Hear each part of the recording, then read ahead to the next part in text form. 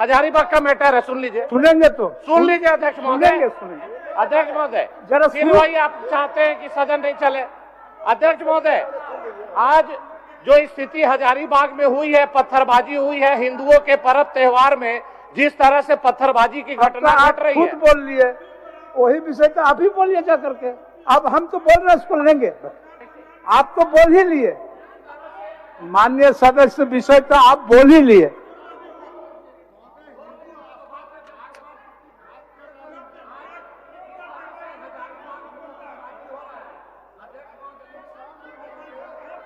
आप लोग बैठे, आसन पर जाएं। माननीय सदस्य, आप सदन अंतिम की दौर पर है। आज और काल 2 दिन सदन है और बहुत सुंदर आप लोग सहयोग किए कि सदन का कार्रवाई अच्छी चली। आसन पर जाए, आसन पर जाए, आसन पर जाए, आसन पर जाए। माननीय सदस्य, आसन। आप कुछ बोल रहे हैं?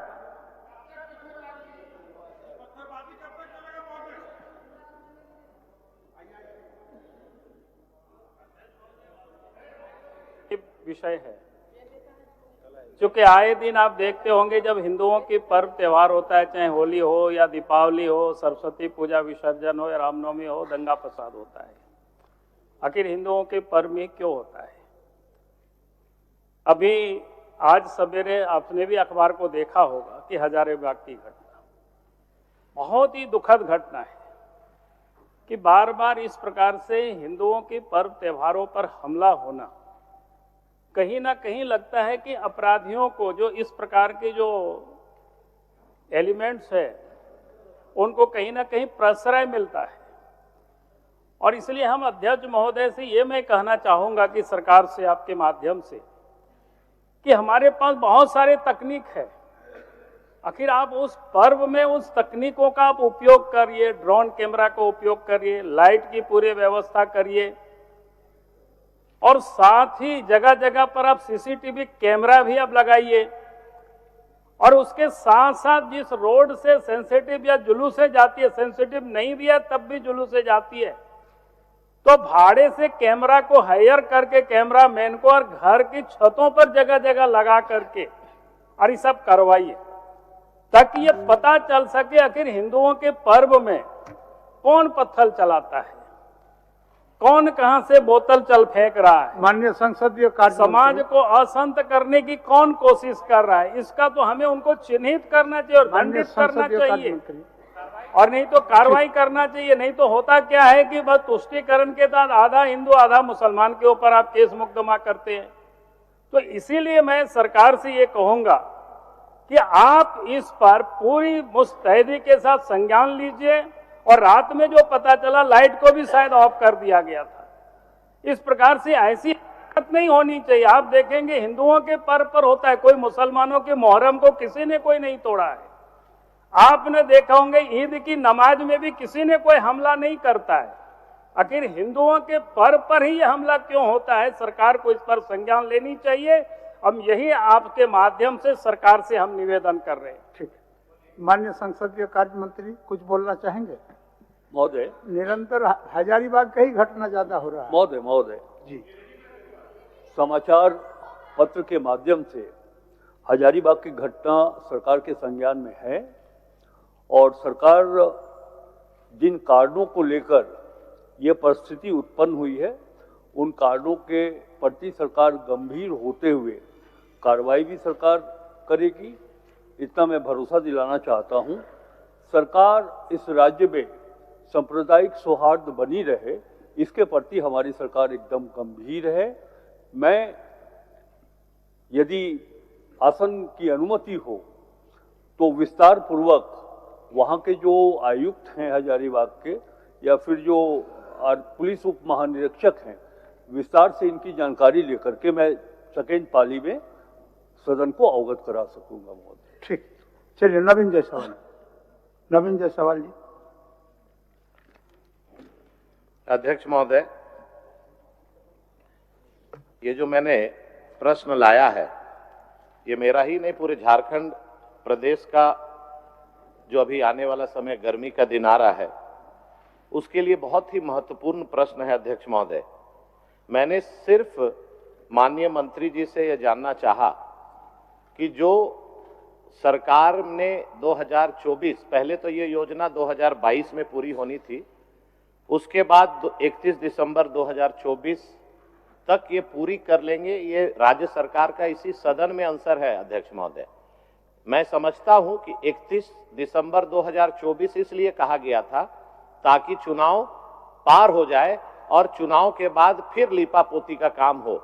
मैं सिर्फ माननीय मंत्री जी से यही जानना चाहूंगा कि 2024 को जो योजना कंप्लीट हुई थी, आपने अपने उत्तर आप हमको मिला है, उसमें आप कर नहीं पाए तो केंद्र सरकार ने 2028 दिसंबर तक इसको एक्सटेंड कर दिया, लेकिन सदन आपके जो अभिभाषण में था कि 2026 तक हम पूरा कर लेंगे। हम लोग दिशा का मीटिंग में भी गए थे तो वहां पर भी ये बात सुनने को आया कि 2026 तक हो जाएगा, लेकिन आप हर बार जो जवाब देते हैं उसमें पॉलिटिकल बात समझ में आती है। आपने इसमें लिखा है कि केंद्रांश की राशि अपर्याप्त है। पहला मेरा पूरक ये है कि भाई ये जो योजना 62,54,000 लोगों को पानी देना था, उसकी लागत क्या थी? दूसरा, केंद्र सरकार को कितना पैसा देना था, राज्य सरकार को कितना देना था, और केंद्र सरकार ने कितना पैसा आपको दे दिया और केंद्र सरकार से आपका बकाया कितना है? माननीय मंत्री से मैं ये जानना चाहता हूं। माननीय मंत्री। माननीय अध्यक्ष महोदय, माननीय सदस्य नवीन जी का जो विषय है महोदय, उनका विषय है कि महोदय जल जीवन मिशन के तहत 62,55,676 घरों को पेयजल आपूर्ति सुनिश्चित करना था महोदय। मैं उस विषय में माननीय सदस्य को आपके माध्यम से बताना चाहूँगा कि अब तक 34,24,311 आदत घरों में पेयजल आपूर्ति शुरू कर दिया गया है महोदय। और माननीय सदस्य की जो दूसरी चिंता थी, उनका कहना था कि भाई ये 2024 में इसको कंप्लीट करना था। तो माननीय अध्यक्ष महोदय, हम लोग को भी उम्मीद था, क्योंकि नल जल योजना जो है 50% केंद्रांश है और 50% राज्यांश है, लेकिन जब तक केंद्रांश नहीं मिलेगा महोदय तब तक राज्यांश हम नहीं लगा सकते। ये बड़ा स्पष्ट है महोदय। तो माननीय सदस्य की जो चिंता थी कि भाई आपने कहा था कि 24 तक मैं पूरा कर लूंगा, तो हमको ही थोड़े उम्मीद था महोदय कि हमको 24-25 में केंद्रांश 1 रुपया नहीं मिलेगा। हम भी उम्मीद में थे महोदय कि केंद्रांश पैसा मिलेगा तो राज्यांश की राशि से उस नल जल योजना को हम पूरा करने का काम करेंगे महोदय। तीसरा जो इनका पूरक था महोदय कि कितना पैसा बकाया, कितने राशि की थी महोदय। पहले तो हम उस पर आवेंगे कि जो योजनाएं धरातल में चल रही है उन योजनाओं को पूर्ण करने में अभी केंद्रांश के रूप में 6300 करोड़ रुपया मुझे लेना है महोदय। 6300 करोड़ जो योजनाएं धरातल पर उतरी है, लेकिन कुल जो चौथा इनका पूरक था महोदय कि कुल योजनाएं कितनी की थी पूरे राज्य में, कुल योजनाएं।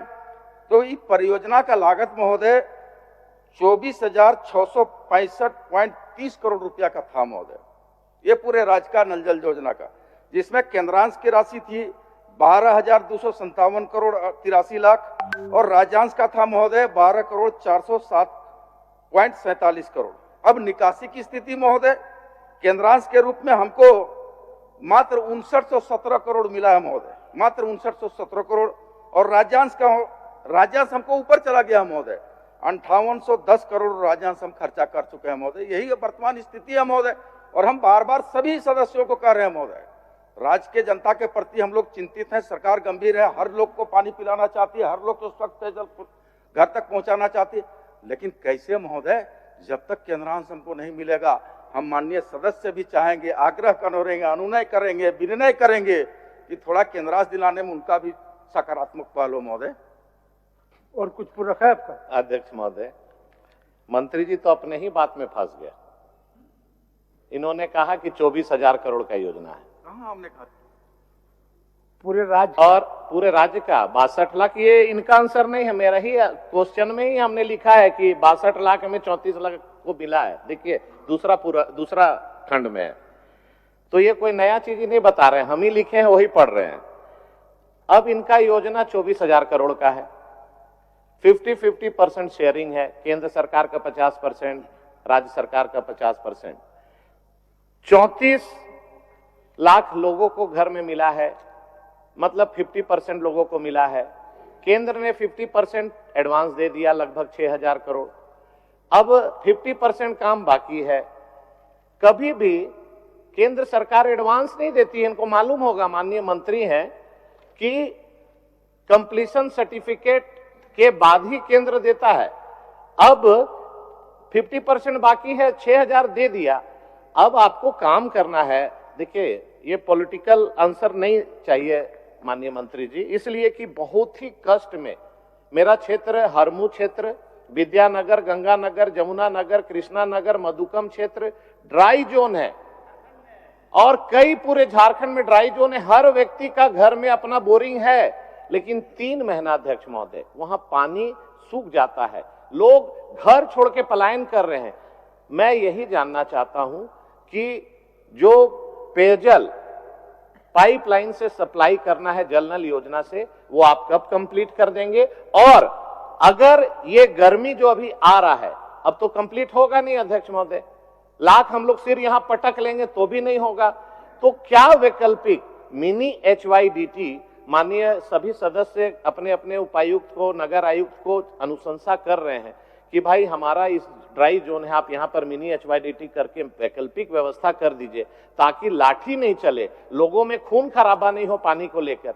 तो अभी जब 2026 में कंप्लीट होगा, तो अभी वैकल्पिक व्यवस्था आप करेंगे कि नहीं करेंगे, ये बता दीजिए। और जो आपका शेयर है, जो आपने कहा कि 50% हमको मिला है 6,000, आप 50% कामें किए हैं, 100% पैसा ही घोटाला करने के लिए थोड़ी पैसा मिलेगा केंद्र से। महोदय, शायद नवीन जी का हमने पहले भी कहा था, जब हम लोग साथ थे तो उनका मानसिक संतुलन एकदम ठीक ठाक था महोदय। अब उधर चले गए हैं तो लगता है कि गड़बड़ गया हो गया। मैंने कहा महोदय बोलते हैं कि सरकार अपने फंस गई, मंत्री जी फंस गए। कैसे फंस गए महोदय? हम तो उनको आंकड़ा दे रहे हैं, वो नीरल मोदी वाला कैलकुलेटर लेकर बैठे हुए हैं। काम महोदय, उनको मैंने कहा कि कुल लागत इस परियोजना का 24,665 करोड़ की है महोदय, 24,665 करोड़ की, और उसमें जो हमको अभी तक मिला है महोदय, मात्र उसका जी 50% होता है 11,727 योजना का महोदय। हमको केवल जो है अभी केवल केंद्रांश के रूप में 5917 करोड़ मिला है महोदय, केवल 5917 करोड़, तो कहाँ 50% हमको मिल गया महोदय। और जो कह रहे हैं कि उनकी अंतिम जो विषय है कि भाई आखिर कब लोगों को पानी मिलेगा, हम लोग गंभीर है महोदय, लेकिन वित्तीय प्रबंधन के बगैर हम लोग कैसे पानी दे सकते हैं महोदय? वैकल्पिक व्यवस्था करना राज्य सरकार का नीतिगत निर्णय है, वैकल्पिक व्यवस्था के रूप में हम लोग आगे बढ़ने का काम करेंगे महोदय। अध्यक्ष महोदय देखिए, अब 1 मिनट अध्यक्ष महोदय, ये पूरा योजना का 50% 11,000 करोड़, 11,000 करोड़ का आधा राज्य सरकार का 5500 करोड़। मेरा मैथमेटिक्स ठीक है मंत्री जी? 11,000 का 50% 5500 करोड़ राज्य का है, 5500 करोड़ केंद्र का है, 5900 करोड़ केंद्र दे दिया है। आप काम ही उतना किए हैं, आपका काम स्लो है, आप काम को फास्ट करा दीजिए। इसलिए कि आज जो रांची शहर क्षेत्र हो या ग्रामीण क्षेत्र हो, स्थिति खराब है। आप नगर निगम को इंस्ट्रक्शन देंगे कि मिनी HYDT अभी मार्च महीना के बाद अप्रैल महीना में जहां जहां पानी की समस्या होने वाली है, उन वार्डों पर स्पेशल सरकार ध्यान देकर वहां पानी का उपलब्धता कराएगी, हाँ या ना? बस इतना ही बोलिए। मिनी HYDT कीजिएगा कि? महोदय, मैंने पहले भी कहा और फिर कह रहे हैं, माननीय सदस्य महोदय कहा कि 50% मिल गया। महोदय, जो योजना धरातल में चल रहा है, उस योजना की मैं बात कर रहा हूं, जो हमको अभी लेना है, उसमें 50% हमको नहीं मिला है महोदय। कहां से मिला गया है महोदय? उनको कौन हिसाब है महोदय? अंतिम वाला जवाब दीजिए। अंतिम जवाब जो उनका है महोदय कि वैकल्पिक व्यवस्था करके राज्य की जनता को शुद्ध पेयजल पहुंचाना है महोदय। उसमें मैंने कहा महोदय कि राज्य सरकार उस पर वैकल्पिक व्यवस्था के लिए विचार करेगी महोदय। ठीक, माननीय सदस्य कल्पना मुर्मू सरन। तो बोले तो गर्मी में ही माननीय मंत्री जी बोल दीजिए, गर्मी में सुन लीजिए। माननीय सदस्य की जो चिंता है महोदय, सुन लीजिए। माननीय सदस्य की चिंता है महोदय, ठंडा के समय आग की जरूरत पड़ता है, गर्मी के समय पानी की जरूरत पड़ता है महोदय। तो पानी की व्यवस्था गर्मी में नहीं कराएंगे महोदय, गर्मी में नहीं कराएंगे महोदय। गर्मी को देखते हुए माननीय सदस्य साहब क्या बोलवाना चाहते हैं? तो आप बोलवाना क्या चाहते हैं? हम बोलवाना यही चाह रहे हैं कि आप मिनी HYDT जहां जहां ड्राई जोन है, विशेष पैकेज के तहत चिन्हित करके पूरे झारखंड प्रदेश में आप कराएंगे कि नहीं कराएंगे? ये राजनीति भाषा क्यों बोलते हैं? उसी में महोदय, ये मिनी HYDT क्या होता है महोदय? क्या होता है मिनी HYDT? तो सुने थे महोदय, आज उनका कौन डिक्शनरी में ये मिनी HYDT आया हमको खुदे पता नहीं महोदय। और वो बताएंगे कि मिनी HYDT का मॉडल क्या है, वो बताएं, हम करवाने को तैयार हैं। बताएं हमको कि मिनी HYDT क्या है। माननीय सदस्य, समय बढ़ते जा रहा है। बस अध्यक्ष महोदय, ये मिनी HYDT हम उसका उत्पादन नहीं किया अध्यक्ष महोदय। नगर निगम क्षेत्र में मिनी HYDT, सोनू जी हंस रहे, डीप बोरिंग करके टंकी लगा के मोटर लगाना पड़ता है, वही टेम्पररी व्यवस्था है अध्यक्ष महोदय, वही मिनी HYDT बोलते हैं। अच्छा मंत्री जी, छोटा वाला योजना। आप उनका नाम लिए तो थोड़ा खाली नवीन भाई के जानकारी के लिए HYDT होता है, वो माननीय मंत्री का विभाग है इसलिए पकड़ लिए, high yield deep tubewell HYDT। Mini HYDT वास्तव में कोई शब्द नहीं है भाई। चलिए ठीक, चलिए हो गया। नहीं, एक मिनट। HYDT जो होता है वो 6 इंची बोरिंग होता है अध्यक्ष महोदय, जो गली में नहीं जाता है। मिनी HYDT का योजना चलता है नगर निगम में। टेक्निकल मान्य सदस्य, फोन दोनों टेक्निकल पॉइंट में हो जाएगा ना। पंडितों के बीच में सदन का जो समय है, हम फंसाना नहीं चाहते। होगा कि नहीं होगा? बोल दीजिए। नवीन बाबू, ऐसा है माननीय सदस्य महोदय, ये 2014 से 2019 का नहीं है कार्यकाल महोदय, ये 2000 से अभी का कार्यकाल है, 25 का कार्यकाल है महोदय। सरकार जो बोलती है वो करती, निश्चित तौर पर करती है महोदय। हम लोग पेयजल देंगे महोदय, चाहते हैं कि माननीय HYDT के माध्यम से श्रीमती कल्पना मुर्मू सोरेन, माननीय मंत्री, माननीय सदस्य श्रीमती कल्पना मुर्मू सोरेन। अध्यक्ष महोदय, मेरा सवाल मैंने दिया था और सवाल मैं दोबारा यहाँ पे बोलना चाहूँगी। क्या ये सही बात है कि मनरेगा के तहत किए गए कार्यों का मजदूरी दर एवं सामग्री मद में करोड़ों रुपए का बकाया है? स्वीकारात्मक है जवाब। और इसमें मेरा दूसरा था कि अगर ये, क्या सरकार मजदूरी दर में मद में कितना बकाया है एवं सामग्री मद में कितना बकाया है तथा भुगतान में हुए इस विलंब के लिए जिम्मेवार पदाधिकारियों पर कार्रवाई का विचार रखती है? अगर रखती है तो कब करेगी? क्योंकि जो उत्तर आया है अध्यक्ष महोदय, उसमें मुझे जो ज्ञात हुआ है कि मनरेगा के अंतर्गत मजदूरी दर की राशि जो है वो 533 करोड़ रुपए बकाया है और सामग्री मद 643 करोड़ रुपए बकाया है। तो मैं माननीय मंत्री जी से इसका जवाब जानना चाहूँगी। माननीय मंत्री जी। अध्यक्ष महोदय, माननीय सदस्य कल्पना जी का जो सवाल था उसके विषय में बहुत स्पष्ट शब्दों में सरकार ने जवाब दिया है। यह सही बात है कि मनरेगा की मजदूरी और साथ साथ मटेरियल का जो पेमेंट हमें केंद्र से मिलता है वो बकाया है और काफ़ी लंबे समय से बकाया है, जिसकी वजह से ना सिर्फ मजदूरी भुगतान करने में परेशानी हो रही है, बल्कि मटेरियल के पेमेंट के ना होने की वजह से हमारी कई सारी योजनाएं जो पूर्ण है भौतिक रूप से, उसको हम लोग सिस्टम में पूर्ण नहीं दिखा पा रहे हैं। और मजदूरी के बकाया होने से भी बहुत सारी समस्याएं हैं। और जो इनका दूसरा सवाल है कि पदाधिकारियों पर कब कार्रवाई होगी, तो उसके बारे में मैं कहना चाहती हूं कि विभाग के द्वारा लगातार केंद्र से पत्राचार या विभाग से जो पदाधिकारी हैं वो जाके केंद्र में बात करने की कोशिश कर रहे हैं, लेकिन यह विलंब है और उसमें मुझे नहीं लगता कि कहीं से हम लोगों के राज्य सरकार के पदाधिकारियों की गलती है। तो इसी तरह इसलिए कोई कार्रवाई की बात जो है वो पदाधिकारियों के ऊपर नहीं है। अध्यक्ष महोदय। अध्यक्ष महोदय, मैं बस इतना कहना चाहती हूँ क्योंकि देश में जो विभिन्न राज्य हैं, आपका हरियाणा, पंजाब, महाराष्ट्र, गोवा, तमिलनाडु, केरल, ये सभी राज्यों में रहती है। तो कहीं ना कहीं इस योजना के तहत अगर भुगतान देर से होता है, आप समझ सकते हैं कि झारखंड के मजदूरों की स्थिति क्या है। एक कौन उठाएगा अध्यक्ष महोदय? और पहली बात है कि, और दूसरी बात, क्योंकि कोई भी ग्रामीण के लिए ये मनरेगा एक मात्र योजना नहीं है, ये उनकी जीवन रेखा है।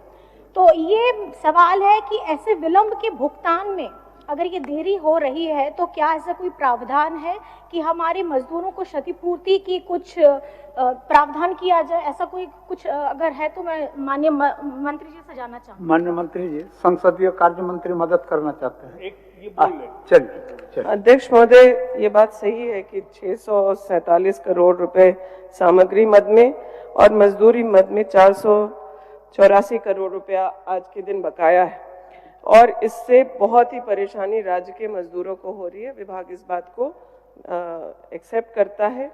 और जहां तक झारखंड की बात है, माननीय सदस्य ने अन्य राज्यों से कंपेयर किया। मैं बताना चाहूँगी कि बहुत लंबे प्रयास के बाद, जो टाइम मोशन स्टडी के बाद झारखंड में जो सुधार होना चाहिए था, वो लंबे प्रयास के बाद राज्य सरकार के पहले जो 73 CFT पर वन मैन डे काउंट होता था, उसको हम लोगों ने 53 CFT तक सैंक्शन करा लिया है, और उससे भी मजदूरी में कुछ लोगों को इजाफा होगा। साथ ही साथ विभाग इस वैकल्पिक व्यवस्था पर भी चर्चा कर रही है। माननीय मुख्यमंत्री जी से भी चर्चा हुई है। मनरेगा की मजदूरी झारखंड में आज बहुत दर जो है वो बहुत ही कम है, और हम लोग सब महागठबंधन में चुनाव लड़के आज सत्ता में है। हम लोगों के भी मैनिफेस्टो में, चाहे वो JMM हो, RJD हो, कांग्रेस हो, सभी के मैनिफेस्टो में मजदूरी दर कम से कम 400 रुपये हो, इस बात को हम लोगों ने कमिट किया है। राज्य सरकार बहुत ही विपरीत परिस्थिति में जो स्कीम्स है उसको चला रही है। अबू आवास एक उसका एग्जाम्पल है, जहां राज्य को खुद के संसाधनों से पूर्ण रूप से राज्य संपोषित योजना अबू आवास को चला रही है। जब प्रधानमंत्री आवास बंद किए गए तो राज्य ने यह निर्णय लिया माननीय मुख्यमंत्री जी के नेतृत्व में कि अबू आवास जैसी योजना हमारे ही विभाग से चलाया जाए। तो हम लोग इस बात पर सिर्फ गंभीर ही नहीं, बहुत चिंतित हैं कि राज्य के मजदूरों को कैसे जो है पर्याप्त राशि दी जाए। और मैं ये विभाग से नहीं, लेकिन हमारी पार्टी से जुड़ी हुई बात है। हम लोगों के राज्यसभा की जो संसदीय दल की नेत्री हैं सोनिया गांधी जी ने भी इस बात को संसद में रखा है कि 100 दिन की मजदूरी नहीं बल्कि 150 दिन की मजदूरी केंद्र सरकार पारित करे, और साथ ही साथ मजदूरी को 400 से ऊपर किया जाए। माननीय मंत्री जी, माननीय सदस्य का जो प्रश्न है उसका जवाब दीजिए। माननीय सदस्य, आप एक बार पूछ लीजिए। अध्यक्ष, आपका चिंता क्या है उसको पूछिए। देखिए अध्यक्ष महोदय, क्योंकि अभी पर्व का त्योहार शुरू ही हो गया है, हाल फिलहाल में होली भी गया, और हमारी जिस तरीके से झारखंड सरकार ने, अबुआ सरकार ने बहुत महीनों के बाद जो सब लोग जिस योजना के लिए अपनी चिंता व्यक्त कर रहे थे, मैया सम्मान योजना, उन्होंने होली तक सबको मैया को देने का काम किया।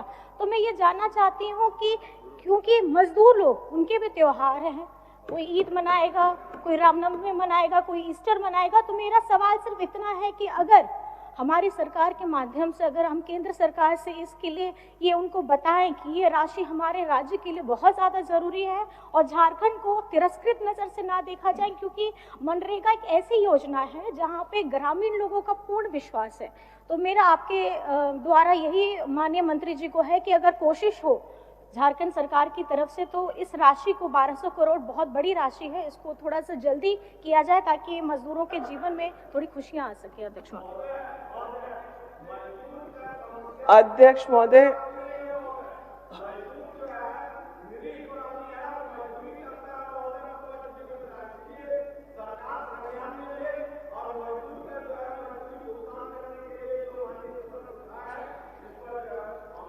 अध्यक्ष महोदय, ये बहुत ही संवेदनशील मुद्दा है, और जो बकाया राशि है उस पर आगे किस तरीके से हम लोग काम करके विभाग अन्य प्रयास करके मजदूरों का भुगतान जल्द से जल्द करा सकती है, उसको हम लोग एक बार देख के आगे वित्त तक पहुंचाएंगे और CM सर के भी अनुमोदन के बाद इसको पूरा हम लोग दिखा लेते हैं एक बार और प्रयास करते हैं कि जिस तरह से अन्य योजनाएं राज्य सरकार अपने संसाधनों से कर रही है, इसको भी कर पाएगी क्या? कुछ संसदीय कार्य मंत्री महोदय, सीधे प्रत्यक्ष तौर पर तो इस प्रश्न के संदर्भ में मुझे कुछ नहीं बताना है, ना ही कुछ पूछना है, लेकिन मैं माननीय सदस्य श्रीमती कल्पना मुर्मू सोरेन जी को बधाई देता हूं कि इस प्रश्न के माध्यम से राज्य की जनता को वो वास्तविकता सामने आई है कि किन कारणों से पैसा नहीं मिल रहा है। महोदय, जब चुनाव संपन्न हुआ, श्री हेमंत सोरेन जी की सरकार बनी, तब से एक माहौल बनाया जा रहा था, जो मनरेगा के मजदूर थे या फिर जो मनरेगा के लाभान्वित थे, उनको, मैं ये नहीं कह रहा हूं कि ये किसका काम था, लेकिन ये कहा जा रहा था कि श्री हेमंत सोरेन जी के सरकार के आते ही मजदूरी बंद हो गई और मनरेगा के योजनाओं में जो मटेरियल सप्लाई किया गया उसका भी भुगतान नहीं हो रहा है। बधाई इसलिए मैं दे रहा हूं कि आज आपके प्रश्न के माध्यम से लोगों को ये ज्ञात हुआ है कि लगभग 1100 करोड़ रुपए भारत सरकार को देना था, वो पैसा नहीं मिला, जिसके कारण मजदूरी का भुगतान नहीं हो पा रहा है और मटेरियल हेड का पैसा नहीं जा रहा है। महोदय, तो मैं और बात रखना चाहूंगा। 2 प्रश्न आपके सामने अभी आए हैं अल्पसूचित में। पहला प्रश्न जल जीवन मिशन के संदर्भ में था। 6,300 करोड़ रुपया भारत सरकार नहीं दी, ये बात सामने आई। माननीय सदस्य जी का दूसरा प्रश्न था, उसके माध्यम से ये बात सामने आ गई कि भारत सरकार को जो मनरेगा के तहत 1100 करोड़ रुपया देना था, वो अक्टूबर महीने से झारखंड को नहीं प्राप्त हुआ। महोदय, और तीसरी बात यह है कि अनुदान की राशि जो 16,000 करोड़ रुपया मिलना था, भारत सरकार ने अभी तक झारखंड को 11,000 करोड़ रुपया नहीं दिया, जिसके कारण हेमंत सोरेन के नेतृत्व में जो हम विकास को गति दे सकते थे, वो विकास की गति हम नहीं दे पा रहे हैं। क्या बोल रहे हैं, इतना व्याकुल हो जाते हैं प्रश्न आने के बधाई देने के लिए भी आप रोक दीजिएगा महोदय। ऐसा नहीं होगा। तो बैठिए, बैठिए कोंगाड़ी जी, बोलिए। ऐसा नहीं होता, बैठिए। अध्यक्ष महोदय, उत्तर प्राप्त है और तुरंत आरोप हम दे ही रहे हैं, फिर तुरंत आरोप लगा रहे हैं। अब आसन से भी सुप्रीमेसी शो कर रहे हैं, ये सब तो ठीक बात नहीं है। चलिए बोलिए। हाँ। चलिए। अध्यक्ष महोदय, उत्तर प्राप्त है। मेरा प्रश्न ग्रामीण जंगल पहाड़ी क्षेत्रों के लोगों को आवागमन में सुविधा को लेकर जो योजना पत्र स्वीकृत होती है अध्यक्ष महोदय, और वन विभाग के द्वारा आपत्ति किया जाता है, और आपत्ति करने के बाद कई वर्ष लग जाते हैं एनओसी मिलने में, जिससे ग्रामीण क्षेत्रों के जंगल पहाड़ में रहने वाले लोगों को बहुत कठिनाइयां होती है। उसको लेकर मेरा प्रश्न है अध्यक्ष महोदय। तो उत्तर प्राप्त है अध्यक्ष महोदय। जो मैंने बांसजोर प्रखंड के लिए जो वन विभाग का आपत्ति था अध्यक्ष महोदय, जिसे एनओसी देने में 4 साल लगाया गया अध्यक्ष महोदय। 4 साल उस क्षेत्र के लोग बहुत कठिनाइयों में रहे। उसी तरह से आप पूछिए क्या पूछना चाहते हैं? क्या मेरा यही कहना है अध्यक्ष महोदय कि जब वन विभाग आपत्ति करती है ग्रामीण जंगल क्षेत्र के रोडों को, तो एक समय सीमा तय हो जाए अध्यक्ष महोदय कि वह जल्द एनओसी दे ताकि जो राजस्व बोलबा प्रखंड, एक और प्रश्न था बोलबा प्रखंड में 2 पथ मेरा। इस प्रश्न का उत्तर आपको प्राप्त हो गया कि नहीं? जी, इसी प्रश्न में है अध्यक्ष महोदय। और क्या है, पूछ लीजिए। बोलबा प्रखंड में भी 2 पथ पर आपत्ति है अध्यक्ष महोदय, और 6 साल हो गया रोड निर्माण रुका हुआ है, और पहले से पुराना रोड पर वन विभाग ने आपत्ति कर दिया अध्यक्ष महोदय। तो मेरा इन 2 पथों को लेकर मैं नाम बता देना चाहूंगा। बोलबा प्रखंड के अंतर्गत बोलबा खास से अलिंगुड़ कुंदुरमुंडा होते हुए टकबहाल उड़ीसा बॉर्डर तक, यह 2019 में स्वीकृत हुआ था अध्यक्ष महोदय। एक और रोड है बोलबा में मलसड़ा बनदुर्गा, जो पर्यटक स्थल है और एक धार्मिक स्थल है अध्यक्ष महोदय। मलसड़ा बनदुर्गा बढ़नी जोर सरईजोर होते हुए तलमंगा, इसमें अध्यक्ष महोदय 6 किलोमीटर का था, जिसमें से 3 किलोमीटर पर बन गया, 3 किलोमीटर पुराना रोड है, उसमें भी आपत्ति लगा दिया गया है वन विभाग के ठीक है, द्वारा। आप जवाब ले लीजिए माननीय मंत्री। स्पेसिफिक पथ का जो है अध्यक्ष जवाब। महोदय, जो स्पेसिफिक पथ है वो डिटेल्स हम मंगवा ले रहे हैं, और बोलबा प्रखंड के कुछ सड़कों के लिए अनापत्ति हम लोगों को मिली है, वो है कि नहीं है वो हम माननीय सदस्य को सूचित करवा देंगे। ठीक, माननीय सदस्य राज अध्यक्ष सिन्हा। महोदय, मेरा मूल चिंता है कि वन विभाग और पथ निर्माण या आरओ जिनसे रोड बनता है, तो एक सामंजस्य बनाकर जल्दी इस तरह के आपत्तियों को निपटारा करने के लिए कुछ उपाय किया जाए अध्यक्ष महोदय।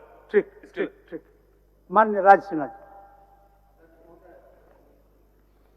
मेरा भी प्रश्न अध्यक्ष महोदय, अभी झारखंड की ज्वलंत समस्या जो है अध्यक्ष महोदय पेयजल के विषय को लेकर अध्यक्ष महोदय, और मैं लगातार 2-3 वर्षों से अध्यक्ष महोदय इस विषय पर प्रश्न उठाते रहा हूं अध्यक्ष महोदय, और इससे इस प्रश्न की गंभीरता को समझा जा सकता है।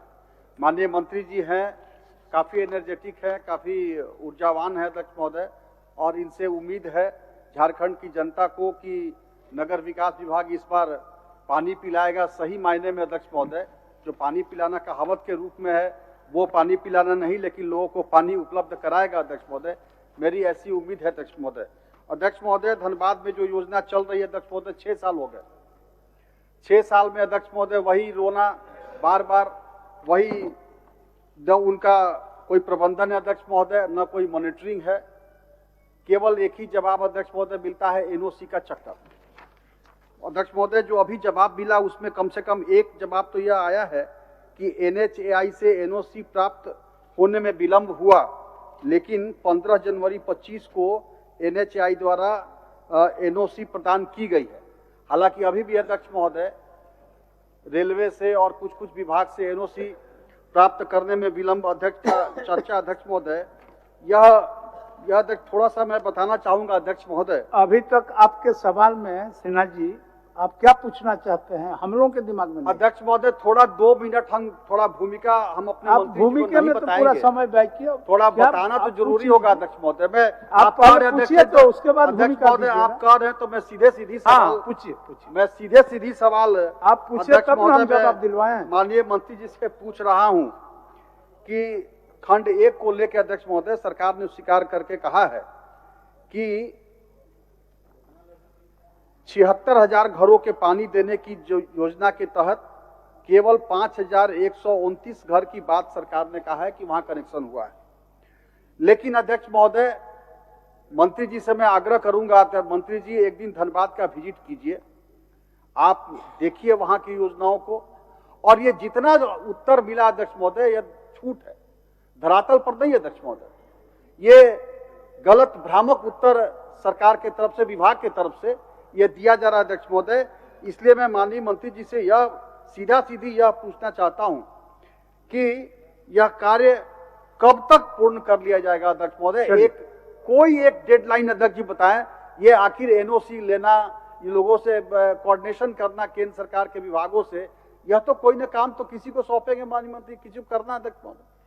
और इसलिए सीधा सीधी एक यह जवाब दे दे माननीय मंत्री जी अध्यक्ष महोदय कि कब तक आखिर ये योजना पूरा होगा। माननीय मंत्री 6 साल तो हो गए।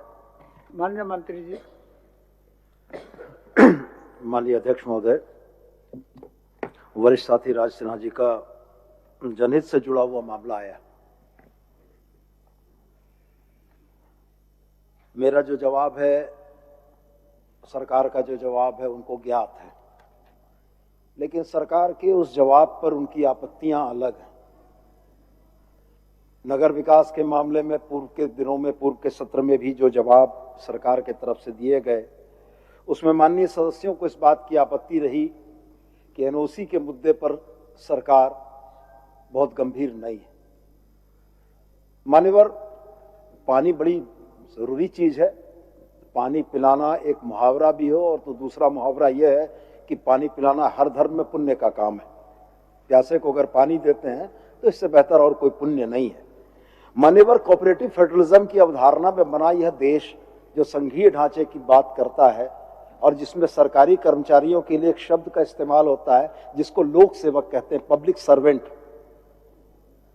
हाल के दिनों की परिस्थितियां ये रही कि राज्य सरकार की जिन योजनाओं को केंद्र सरकार अधीन विभागों से एनओसी लेने की आवश्यकता है, उसमें एक अजीब सी उदासीनता देखी जाती है। मान्यवर वो भी पब्लिक सर्वेंट हैं, टैक्स पेयर का पैसा लेकर वो भी लोक सेवक हैं और उनका भी मूल कर्तव्य जनता या लोक की सेवा करना है। लेकिन प्राथमिकताएं बदल जाती हैं।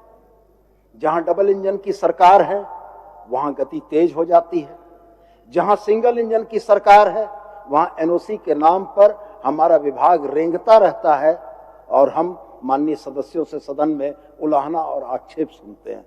मैं तो बड़े स्पष्ट शब्दों में कहता हूं कि वास्तविकता क्या है, न या मेरे से छुपा है, न आपसे छुपा है, न इस सदन से छुपा है। मैं तो आपसे आग्रह करता हूं कि मैं संबंधित परियोजना के पदाधिकारियों को सत्र के उपरांत आपके और माननीय सांसद धनबाद के पास भेजता हूं और आपसे यह आग्रह करता हूं कि आप और माननीय सांसद, चाहे वो एनएचएआई हो, चाहे वो एफसीआई हो, चाहे वो डीवीसी हो, चाहे वो रेलवे हो, इनके पदाधिकारियों के साथ एक बैठक कन्वीन करें। आप जिस दिन एनओसी दिलाएंगे, सरकार ने बहुत स्पष्ट उत्तर दिया है कि समग्र भौतिक प्रगति हम लोगों ने 75% कर ली है। आपकी एनओसी के उपरांत उस बचे हुए 25% को हम लोग यथाशीघ्र करके आपकी और धनबाद की और झारखंड की जनता को पेयजल आपूर्ति की सुविधा बहाल करेंगे। माननीय सदस्य। अध्यक्ष महोदय, मैंने पहले ही कहा था कि वही एनओसी का बहाना। खैर, माननीय मंत्री जी ने एक विडंबना यह अध्यक्ष महोदय, मैंने पहले भी कहा कि जो 5 साल की सरकार रही, पहला साल सरकार का गुजर गया इसी फेरे में सर कि खजाना खाली है, खजाना खाली है, खजाना खाली है। 2 साल गुजर गया कोरोना, तीसरा साल चक्कर में गुजर गया कि सरकार को अस्थिर करने की कोशिश की जा रही है। और एनओसी, अब मैं माननीय मंत्री जी से कहूंगा, अब केंद्र के पास चला गया, मैं माननीय मंत्री जी से छोड़िए उन बातों को, वो मैं माननीय मंत्री जी से यही आग्रह करूंगा कि माननीय मंत्री जी, आपकी अध्यक्षता में या माननीय संसदीय कार्य मंत्री जी हैं, आपकी अध्यक्षता में आप एक टीम बनाइए जिसमें यहाँ के पदाधिकारी रहें। आप जिस सांसद को रखिए सांसद रहें, जिस विधायक को रखिए विधायक रहें। माननीय अध्यक्ष महोदय, मेरा एक सलाह होगा, और जितने भी इस प्रकार की एनओसी के पेच में फंसी हुई, खास करके जो पेयजल की योजनाएं हैं, सड़कों की जितनी योजनाएं हैं केंद्र सरकार की, सब तो 4 लेन सड़क तो बन रहा है अध्यक्ष महोदय। इस प्रकार की जो फंसी हुई योजनाएं अध्यक्ष महोदय, इस प्रकार के एक टीम बनाई जाए और सब लोग सामूहिक रूप से प्रयास करें कहां मामला है, क्योंकि कोई अध्यक्ष महोदय, मेरा स्पष्ट आरोप है सरकार पर कि सरकार भी जानबूझ करके केंद्र सरकार का एनओसी नहीं मिल रहा है, यह बहाना बना करके योजना को पेंडिंग पड़ा हुआ अध्यक्ष महोदय। या इस प्रकार का कोई विचार सरकार रखती है क्या? सुझाव दिया। मैंने राजनीतिक वक्तव्य नहीं दिया था। मैंने ये नहीं कहा था कि भारत सरकार के इशारे पर परियोजनाओं को विलंबित किया जा रहा है, ये शायद राजनीतिक वक्तव्य होता। मैंने ये कहा था कि केंद्रीय सरकार के या केंद्रीय उपक्रमों के लोक सेवकों के द्वारा उदासीनता बरती जा रही है, और मैं आपके क्षेत्र के जो माननीय सांसद हैं उनकी और आपकी अध्यक्षता में एक बैठक की बात कर रहा था। अगर मेरी ईमानदार पहल नहीं होती तो मैं आपको रटा रटाया जवाब देके बैठा सकता था। मैंने प्रयास इस बात का किया, राजनीति के चश्मे से मत देखिए। अगर जनता को धरातल पर काम करके दिखाना है तो माननीय सांसद को भी अपने क्षेत्र की जनता के प्रति जवाबदेही ओन करनी होगी, और माननीय विधायक जी आपको भी ओन करनी होगी। ये सिस्टम विधायिका और कार्यपालिका के संयोजन से चलता है, सारी जवाबदेही कार्यपालिका की नहीं है, विधायिका को भी जवाबदेही लेनी होगी। मैंने यह कहा कि माननीय सांसद धनबाद की अध्यक्षता में आपकी उपस्थिति में संबंधित पदाधिकारी चलते सत्र के बाद आपसे संपर्क करेंगे, रामनवमी के बाद आपके पास जाएंगे। आप तिथि निर्धारण करें। माननीय सांसद के पत्र के आलोक में एनएचएआई, एफसीआईएल, डीवीसी और रेल के पदाधिकारियों को बुलाएं और ज्वाइंट एक मीटिंग करके उसकी मिनट्स हमको भेज दें। कार्रवाई नहीं होगी तब आप मुझसे पूछिएगा। बहुत धन्यवाद। ठीक, मेरा अध्यक्ष महोदय, इसको थोड़ा मैं माननीय मंत्री जी के बातों से सहमत हूं, और अध्यक्ष महोदय, मैंने कई बार वहां के उपाध्यक्ष उपायुक्त महोदया जो हैं, कई बार मैंने कहा माननीय मंत्री जी पता कर लीजिए आप कि आप बैठक बुलाइए, हम लोग के साथ बैठक बुलाइए, पानी पर उन पर अधिकारियों को बुलाइए, लेकिन कभी नहीं बुलाती है अध्यक्ष महोदय, कभी उपायुक्त नहीं बुलाते हैं, हम लोग को शामिल नहीं करते। हम लोग तो खुद इस बात को, अध्यक्ष महोदय मैं भी कहीं राजनीतिक बात नहीं करूं, मेरी चिंता है कि लोगों को पानी मिले। और इसीलिए माननीय अध्यक्ष महोदय मैं आपसे आग्रह करता हूं कि आप ही एक समिति बना दीजिए, अब जिसकी अध्यक्षता में बनाना है उसमें सांसद भी रहे, विधायक भी रहे, पदाधिकारी भी रहे, और केंद्र सरकार से जो भी इस प्रकार के जो एनओसी के मामले फंसे हुए हैं उनको कोऑर्डिनेट करके उनको हम लोग मिलजुल करके उस पर काम करके एनओसी जल्द से जल्द लाने का काम कर रहे हैं। मेरा आपसे ये आग्रह होगा। मान्य सदस्य निर्मल महतो, मान्य सदस्य निर्मल महतो, मान्य सदस्य निर्मल बैठिए, और एक सवाल लेने दीजिए। निर्मल महतो, इसी को भाषण देने आता है। निर्मल महतो जी, धन्यवाद। मेरा सवाल है, क्या यह बात सही है कि डुमरी विधानसभा क्षेत्र अंतर्गत नावाडीह प्रखंड ऊपर घाट थाना संख्या 9 पंचायत के कोनार डैम से जल लेकर जल जीवन मिशन तहत उक्त योजना के सभी घरों में पानी पहुंचाना था, किंतु उक्त योजना का 3 वर्ष अधूरा पड़ा हुआ है, जिसके कारण उक्त क्षेत्र में लोगों को पेयजल की समस्या को जूझना पड़ रहा है। और इसमें जवाब भी आया हुआ है, हम लिखा 95% काम हो चुका, मात्र 5% के लेके इतना बड़ा योजना रुका हुआ है। तो चाहेंगे कि इसको शुरू किया जाए और जवाब दिलवा दें। हाँ, मान्य मंत्री जी, मान्य मंत्री जी। माननीय अध्यक्ष महोदय, निश्चित तौर पर डुमरी विधानसभा के नावाडीह प्रखंड में 3 योजनाएं संचालित है महोदय, और तीनों योजना की अद्यतन स्थिति जो है 80%, 90%, 95% के लगभग योजनाएं पूर्ण होने की स्थिति में है महोदय। लेकिन फिर वही बात महोदय वहीं पर आके रुक जाते हैं कि जल जीवन मिशन के तहत 2024-25 में कोई राशि नहीं उपलब्ध हुआ महोदय, जिसके चलते योजनाएं पूर्ण नहीं हो पा रही, यही नहीं पूर्ण हो पा रही है महोदय। 90% राशि खर्चा करके ऐसा योजना जो अभी मेरे क्षेत्र में जो पानी जाना, मेरे क्षेत्र से जाना है, कोनार डैम से जाना है आपका डुमरी विधानसभा में, अब 5% के लेके उसमें जो लगा हुआ था, हम वहां के लोग भी मेरे पास आया था, पेक थाना क्षेत्र के वहां के जिला परिषद के सदस्यगण और लोग भी आया था, और वहां पे जो सामान रखा वो भी चोरी हो रहा। 5% के लेके रुका हुआ है एनओसी के लेके, अगर उसको पूरा नहीं किया जाएगा तो हमको लगता है और भी जो सामान है उसको चोर लोग पूरा ऐसा ध्यान दिया हुआ कि पूरा सामान चोरी, 95% भी खत्म हो जाए, इसलिए 5% एनओसी के लिए रुका हुआ है। आग्रह के अभी बोल भी रहे थे, मंत्री जी के तरफ से भी आया बयान और इधर से भी विधायक जी लोग के तरफ से आया, ऐसा योजना 5% के लिए, तो सरकार जो इतना पैसा लगाता है ये तो बेकार का योजना है। और किसी को 3 साल से सिर्फ सोच रहा है कि आज पानी मिलेगा, कल पानी मिलेगा, ट्राई भी एक बार हो गया, लेकिन किसी तरह की इस तरह का सवाल के जवाब के 3 साल में एक फॉरेस्ट का थोड़ा सा क्लियरेंस नहीं ले पा रहा सरकार, तो कैसे योजना आगे बढ़ाएगी? माननीय मंत्री जी, हुजूर, किसी भी योजना को धरातल पर उतारने के लिए या उसका अपेक्षित लाभ को जनता तक पहुंचाने के लिए कुछ विभाग का उदासीनता समझ में आ रहा है। बैठ करके दिखवा लीजिए, 5% काम के लिए अगर 95% का हुआ काम बिगड़ जाए तो भी ठीक स्थिति नहीं है, ये सरकार का राजस्व का क्षति है। ठीक है निर्मल जी। माननीय सदस्यगण, माननीय राज्यपाल महोदय द्वारा पूर्व की भांति बजट सत्र समापन के पूर्व राजभवन रांची स्थित बिरसा मंडप में दिनांक 26/3/2025 बुधवार को संध्या 7:30 बजे रात्रि भोज का आयोजन किया गया है। माननीय राज्यपाल महोदय द्वारा आयोजित भोज में आपकी गरिमामयी उपस्थिति हेतु अनुरोध भी किया गया है। आप सभी से यह अनुरोध है कि दिनांक 26/3/25 बुधवार यानी आज को संध्या 7:30 बजे राजभवन रांची स्थित बिरसा मंडप में उपस्थित होने की कृपा करेंगे तमाम पक्ष और विपक्ष और तमाम माननीय सदस्य। धन्यवाद। बताइए बताइए बताइए क्या 20 मार्च से अध्यक्ष महोदय धनबाद में सरकार का जी ग्रास पोर्टल और एनडीआरएस पोर्टल दोनों बंद अध्यक्ष महोदय। सारा रजिस्ट्री काम हो, लगान हो, जितने भी काम अध्यक्ष महोदय वो कार्य सब बंद हैं। मैं चाहूंगा माननीय वित्त मंत्री जी भी यही हैं, उससे करोड़ों का राजस्व का नुकसान भी हो रहा है अध्यक्ष महोदय, तो उस पर जल्द से जल्द संज्ञान लिया जाए महोदय।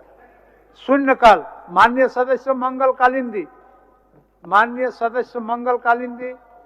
अध्यक्ष महोदय, जोगसलाई विधानसभा क्षेत्र अंतर्गत जमशेदपुर प्रखंड में कुल 55 पंचायत है, जिसमें 11 पंचायत जमशेदपुर प्रखंड मुख्यालय से लगभग 40 से 50 किलोमीटर की दूरी पर अवस्थित है, जिस कारण प्रखंड मुख्यालय आने जाने में लोगों को काफी परेशानियां हो रही है।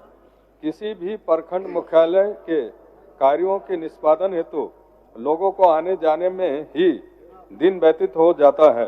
अंत में आसन के माध्यम से लोकहित एवं जनहित में देवघर, पलसबनी, बड़ाबांकी, बेको, दलदली, बेलाजुड़ी, हुरलोंग, लोहाबासा, उत्तरी घोड़ाबांधा, पश्चिमी घोड़ाबांधा तथा पूर्वी घोड़ाबांधा कुल 11 पंचायतों को मिलाकर एक नया प्रखंड बड़ाबांकी के निर्माण हेतु मांग सरकार से करता हूँ। माननीय सदस्य श्री जयराम कुमार महतो जी। धन्यवाद अध्यक्ष महोदय। झारखंड राज्य फार्मेसी काउंसिल में सचिव सह निबंधक पद पर अस्थायी नियुक्ति की जगह गैर सरकारी व्यक्ति की प्रभारी निबंधक सह सचिव के पद पर नियुक्ति की गई है, जो घोर अनियमितता को दर्शाती है। साथ ही जिस व्यक्ति की नियुक्ति हुई है वह 2 राज्यों झारखंड और बिहार में निबंधित है। अतः मैं सदन के माध्यम से उक्त काउंसिल में सरकारी अस्थायी निबंधक सह सचिव की नियुक्ति करने के साथ वर्तमान सचिव सह निबंधक की नियुक्ति में हुई घोर अनियमितता की जांच करने हेतु सरकार से मांग करता हूं। बहुत बहुत धन्यवाद अध्यक्ष महोदय। माननीय सदस्य श्री दशरथ गोगराय। अध्यक्ष महोदय, खरसवां रड़गांव पथ निर्माण योजना के लिए सरायकेला खरसवां जिला के खरसवां एवं खूंटी जिला के तमाड़ अंचल के रैयतों से भूमि अधिग्रहण किया गया है। भूमि अधिग्रहण के 10 वर्ष बीत जाने के बाद भी बड़ी संख्या में संबंधित रैयतों को भूमि अधिग्रहण का मुआवजा नहीं दिया गया है। मैं आसन के माध्यम से सरकार से यह मांग रखता हूं कि खरसवां रड़गांव पथ निर्माण योजना में किए गए भूमि अधिग्रहण के छूटे हुए रैयतों को मुआवजा का भुगतान शीघ्र किया जाए। धन्यवाद। माननीय सदस्य श्री प्रकाश राम। अध्यक्ष महोदय, झारखंड प्रदेश के सभी जिलों में महिला बाल विकास एवं सामाजिक सुरक्षा विभाग द्वारा निर्धन तथा कमजोर वर्ग के बीच कंबल की आपूर्ति 2024-25 के लिए की गई थी।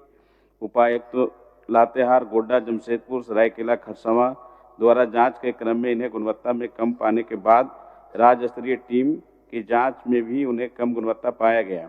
अतः शून्यकाल के माध्यम से पूरे राज्य में कंबल आपूर्ति की जांच की सरकार से मांग करता हूं। माननीय सदस्य श्री समीर कुमार मोहंती जी। अध्यक्ष महोदय, राज्य सरकार कार्यरत शिक्षक जिन्हें राज्य सरकार द्वारा राजकर्मी माना गया है को लंबे समय से प्रोन्नति नहीं दी गई है। नियमानुसार राज्य कर्मियों को अगर प्रोन्नति नहीं दी जाती है तो उन्हें एमएससीपी का लाभ दिया जाना है। बिहार सरकार द्वारा शिक्षकों को राजकर्मी मानते हुए उन्हें एमएससीपी का योजना से आच्छादित किया गया है, परंतु झारखंड में राजकर्मी होने के बावजूद भी एमएससीपी का लाभ से वंचित है। अतः आसन के माध्यम से सरकार से मांग है कि बिहार सरकार के तर्ज पर झारखंड के शिक्षक को भी एमएससीपी योजना से आच्छादित किया जाए। माननीय सदस्य उमाकांत रजक जी।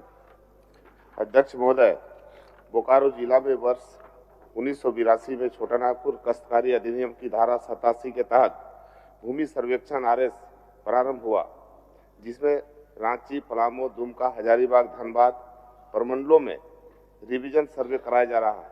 लेकिन श्री रघुवर दास मंत्रिमंडल के राजस्व मंत्री ने उस समय से बोकारो जिला के चास एवं चंदनकारी अंचल के कार्य पर रोक लगा दिया है। अतः बोकारो जिला के चास एवं चंदनकारी के भूमि अभिलेखों के विवादों के निपटारे एवं राजस्व अभिलेखों में प्रविष्टियों को लेकर रुके सर्वे सेटलमेंट रिविजनल सर्वे आरएस को पुनः प्रारंभ करने की मांग सरकार से करता हूं। माननीय सदस्य भूषण तिर्की जी। अध्यक्ष महोदय, गुमला विधानसभा क्षेत्र के चैनपुर अनुमंडल में 3 प्रखंड क्रमशः चैनपुर, डुमरी, जारी प्रखंड आता है। चैनपुर अनुमंडल क्षेत्र में बैंकिंग सेवा के लिए लोगों के अलावा महिलाओं को भी काफ़ी परेशानियों का सामना करना पड़ता है। चैनपुर अनुमंडल में मात्र 3 बैंकिंग सेवा चालू है, जिसमें बैंक ऑफ इंडिया, ग्रामीण बैंक, कोऑपरेटिव बैंक। बैंकिंग सेवा के लिए लोगों को लंबी लाइन लगानी पड़ती है। कभी कभी तो सर्वर डाउन होने से भी घंटों इंतजार करना पड़ता है। अतः मैं सदन के माध्यम से सरकार से मांग करता हूं, अनुमंडलीय स्तरीय SBI बैंक की एक शाखा चैनपुर अनुमंडल में खोली जाए। श्रीमती सविता महतो सविषय। अध्यक्ष महोदय, चांडिल अनुमंडल कपाली नगर परिषद सहित 4 प्रखंड निमली, चांडिल, ईचागढ़ और कुकड़ू में बहुत सारे गांव में जिसके कारण जमीन बोयरा अंचल कार्यालय में आज तक ऑनलाइन नहीं चढ़ाया गया है, जिस कारण उस सभी गांव के बच्चों का अवश्य प्रमाण पत्र एवं जाति प्रमाण पत्र बहुत आवश्यक कागजातों को बनाने के लिए दिक्कत हो रही। अतः मैं आसन के माध्यम से अपर हित में लोकहित में ईचागढ़ विधानसभा क्षेत्र के सभी गांव के जिनके जमीन का रिकॉर्ड ऑनलाइन नहीं हो सका, उसे ऑनलाइन करने हेतु सरकार से मांग करती हूं। माननीय सदस्य श्री शत्रुघ्न महतो। अध्यक्ष महोदय, गरीब परिवार के दर्द को आपके माध्यम से सरकार को धन्यवाद करना चाह रहा हूं। राज्य में गरीब परिवारों को पक्का मकान उपलब्ध कराने के उद्देश्य से प्रधानमंत्री आवास, अबुआ आवास, अम्बेडकर आवास, मछुआ आवास जैसी विभिन्न योजनाएं चलाई जा रही है। लाभुकों का आवास स्वीकृत होने के बावजूद भी जमीन की उपलब्धता नहीं होने के कारण स्वीकृत आवासों का निर्माण नहीं हो पाता है। विशेष कर खनन प्रभावित क्षेत्रों में यह समस्या सर्वाधिक है, जिससे लाभुक योजना का लाभ लेने से वंचित हो जाते हैं। खनन प्रभावित क्षेत्रों में उत्खनन के पश्चात जमीन का समतलीकरण कर उसे लाभुक का आवास निर्माण हेतु उपलब्ध कराए जाने से उन्हें इस योजना का लाभ मिल सकेगा।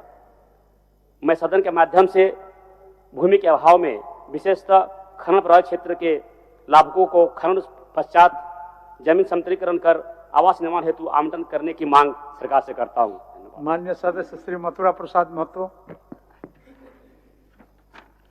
माननीय अध्यक्ष महोदय, राज्य सरकार द्वारा संचालित राजकीय प्राथमिक विद्यालयों में अध्ययन कर रहे कक्षा प्रथम से सप्तम तक के छात्र छात्राओं को परीक्षा के दौरान प्रश्न पत्र स्कूली शिक्षा एवं साक्षरता विभाग द्वारा जे गुरुजी ऐप के माध्यम से उपलब्ध करा दिया जाता है, जो शिक्षक के माध्यमों से ब्लैक बोर्ड में लिखने के उपरांत परीक्षार्थी अपने उत्तर पुस्तिका में लिखते हैं, जिससे छात्र छात्राओं को अत्यधिक समय के साथ साथ काफी कठिनाइयों का सामना करना पड़ता है। अतः मैं आपके माध्यम से सरकार से मांग करता हूं कि राजकीय प्राथमिक विद्यालयों में अध्ययन कर रहे कक्षा प्रथम से सप्तम तक के सभी छात्र छात्राओं निजी स्कूल के तर्ज पर प्रश्न पत्र उपलब्ध कराए जाए। महोदय, माननीय सदस्य श्री रोशन लाल चौधरी जी। धन्यवाद अध्यक्ष महोदय। 25 गांवों को विस्थापित कर पतरातू थर्मल पावर स्टेशन को पानी की आपूर्ति के लिए 2727 एकड़ भूमि पतरातू डैम का निर्माण कर एवं 6500 एकड़ भूमि में PTPS की स्थापना की गई, लेकिन विस्थापित गांव लपगा, कीनी, जराद, हेसला, आरासा, नेतुआ, मेलाते हुए नियमितीकरण का लाभ प्रदान करके सेविका को वर्ग तृतीय एवं सहायिकाओं को वर्ग चौथा का पद नामित करते हुए वेतनमान देने का आदेश झारखंड राज्य में भी लागू करने का सदन के माध्यम से सरकार से मांग करता हूं। माननीय सदस्य श्री रामचंद्र सिंह। अध्यक्ष महोदय, राज्य सरकार अंतर्गत विभिन्न विभागों में अनुबंध संविदा पर कार्यरत कर्मियों की सेवा शर्तों में सुधार एवं नियमितीकरण हेतु कार्मिक प्रशासनिक सुधार तथा राजभाषा विभाग पत्रांक 15 मुमसा 9/1/2020 कार्मिक 53 दिनांक 21/10/2020 के आलोक में अधीनस्थ कार्यालयों में कार्यरत कर्मियों की संख्या की समुचित जांचोपरांत सुस्पष्ट ब्यौरा प्रपत्र 01 उपलब्ध कराए जाने के 5 वर्ष बीत जाने के बाद भी इनकी सेवा शर्तों में सुधार एवं नियमितीकरण के संदर्भ में कोई कार्रवाई नहीं किया जाना दुखद है। अतः सदन के माध्यम से वर्णित तथ्यों पर समुचित कार्रवाई की मांग सरकार से करता हूं। माननीय सदस्य श्री राजेश कच्छप जी। अध्यक्ष महोदय, मेरे विधानसभा क्षेत्र के अंतर्गत नामको, मनगढ़ा और मांझी एवं नगड़ी प्रखंड में वित्तीय कार्य 2024-25 में मुख्यमंत्री ग्राम सड़क योजना अंतर्गत विशेष मरम्मती सुदृढ़ीकरण योजनाओं की पैकेज संख्या 5, 14, 15, 23, 25, 32, 33, 35, 42, 43, 44 एवं 59 को विभाग के द्वारा प्रशासनिक स्वीकृति प्राप्त होने के पश्चात निविदा निकाली गई थी महोदय, लेकिन आज 8-9 महीना बीत जाने के बाद भी संवेदक का निर्णय नहीं हुआ है महोदय। मैं आसन के माध्यम से सरकार से मांग करता हूं कि उक्त सभी योजनाओं को अतिशीघ्र निविदा निष्पादन कर कार्यादेश दिया जाए महोदय। माननीय सदस्य श्री सुरेश पासवान। अध्यक्ष महोदय, देवघर विधानसभा क्षेत्र के अंतर्गत पुनासी जलाशय योजना के विस्थापित 600 परिवार है महोदय। विस्थापित परिवार को विस्थापित नीति 2012 के अनुसार देश सुविधा नहीं मिला है महोदय। ग्राम बागमारी, कुसैया, रमसैया तीनों गांवों का फाइल संचिका विजिलेंस विभाग के नाम पर जो है पड़ा हुआ है महोदय, जिसका सोलेटियम का पैसा सूद सहित नहीं मिला। साथ ही साथ ग्राम पुनासी, कुंडा बहियार, पणरिया तीनों गांवों का छूटे हुए विस्थापित परिवार का सूची में जोड़ा जाए महोदय। अतः सरकार से मांग करता हूं कि विस्थापित परिवार की समस्याओं का निदान करते हुए सरकार जो है इस पर इमीडिएट एक्शन लिया जाए। धन्यवाद। माननीय सदस्य श्री निर्मल महतो। अध्यक्ष महोदय,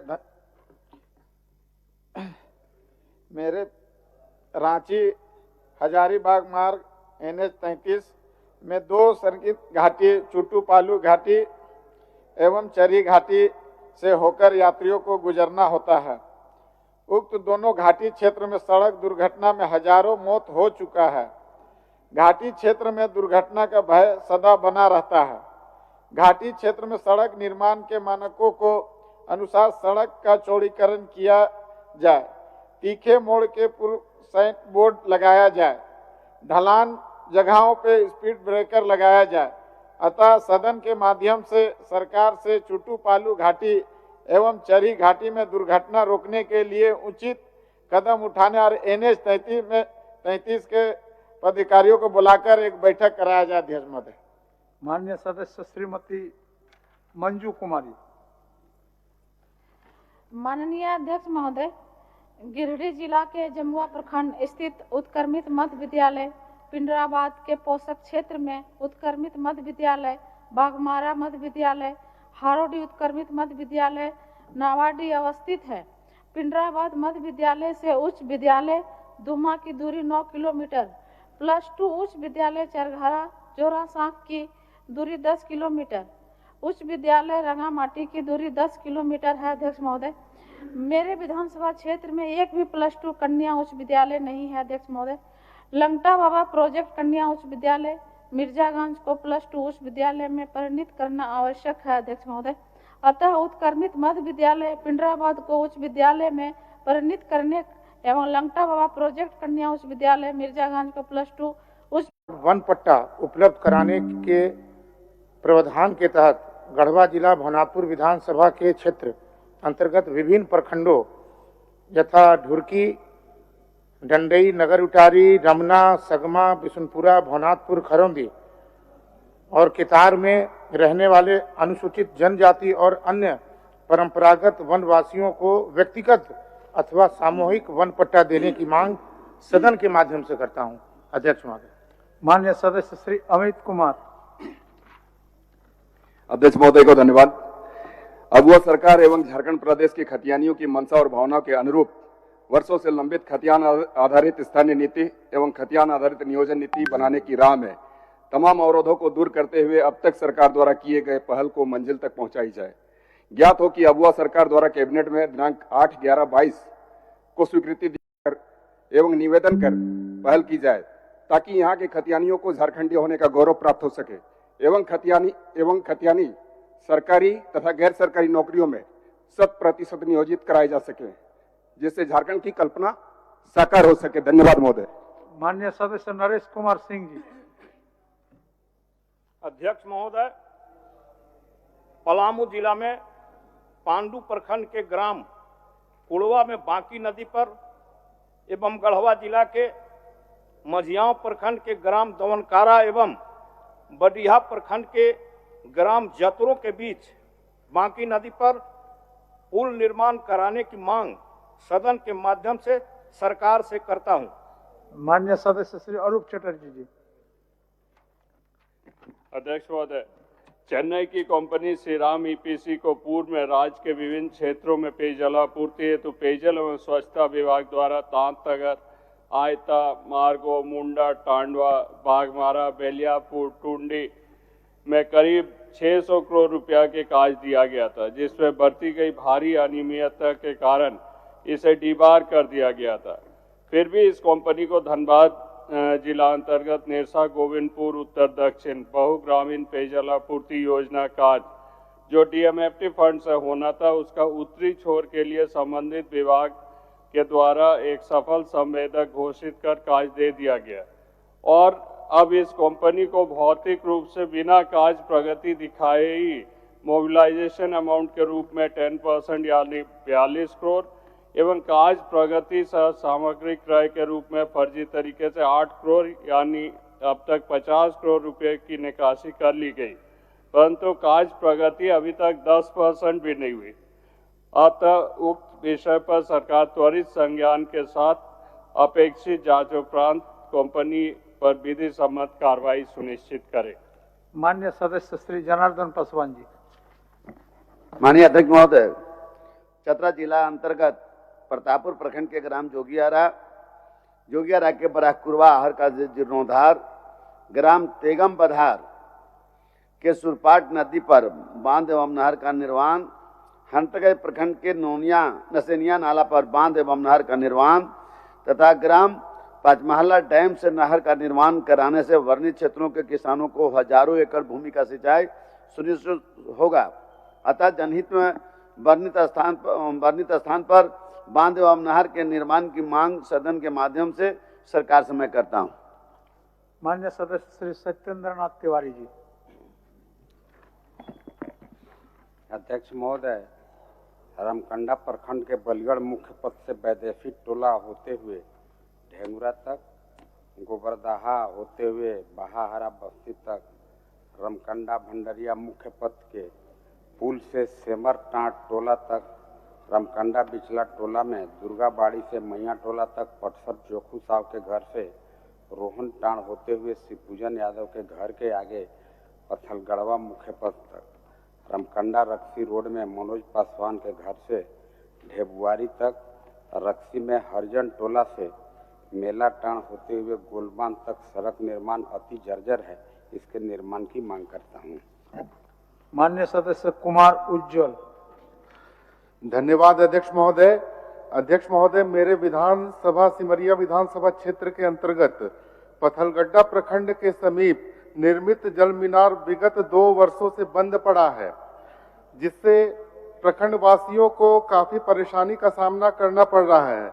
मैं शून्यकाल के माध्यम से व्यापक लोकहित में उक्त बंद पड़े जल मीनार को अविलंब चालू कराने की मांग सदन से करता हूं। धन्यवाद। माननीय सदस्य चंद्रदेव महतो।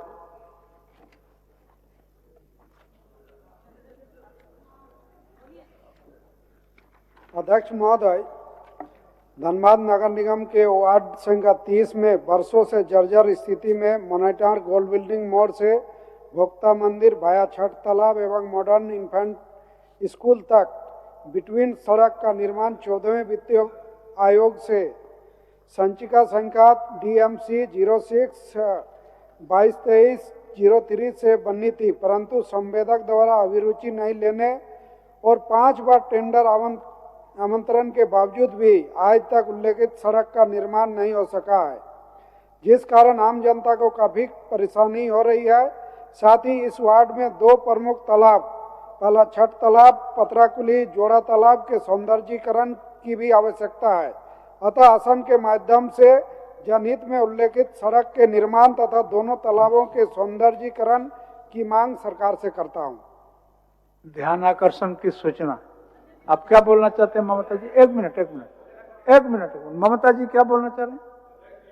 महोदय, ये तेनुघाट विद्युत निगम लिमिटेड बोकारो में 420 मेगावाट क्षमता वाली एकमात्र सर्वाधिक विद्युत उत्पादन करने वाले ताप संयंत्र हैं और टीबीएनएल का प्रस्तावित परियोजना का द्वितीय चरण राज्य सरकार के द्वारा और पर्यावरण एवं जलवायु परिवर्तन मंत्रालय भारत सरकार के द्वारा जो भी दिशा निर्देश थे उसको कंप्लीट कर लिया गया है अध्यक्ष महोदय, लेकिन अभी तक वहां पर काम पूरी तरह से कंप्लीट नहीं हो पाया है। तो टीबीएनएल का प्रस्तावित द्वितीय चरण 1320 मेगावाट परियोजना का विस्तारीकरण हेतु जल्द से जल्द राशि आवंटित कराया जाए ताकि लोगों को वहां रोजगार मिल सके। अध्यक्ष महोदय धन्यवाद। सरजू बाबू 1 मिनट आपको दे रहे हैं राजा साहब। माननीय अध्यक्ष जी, मैंने एक विशेषाधिकार हनन की सूचना दिया है।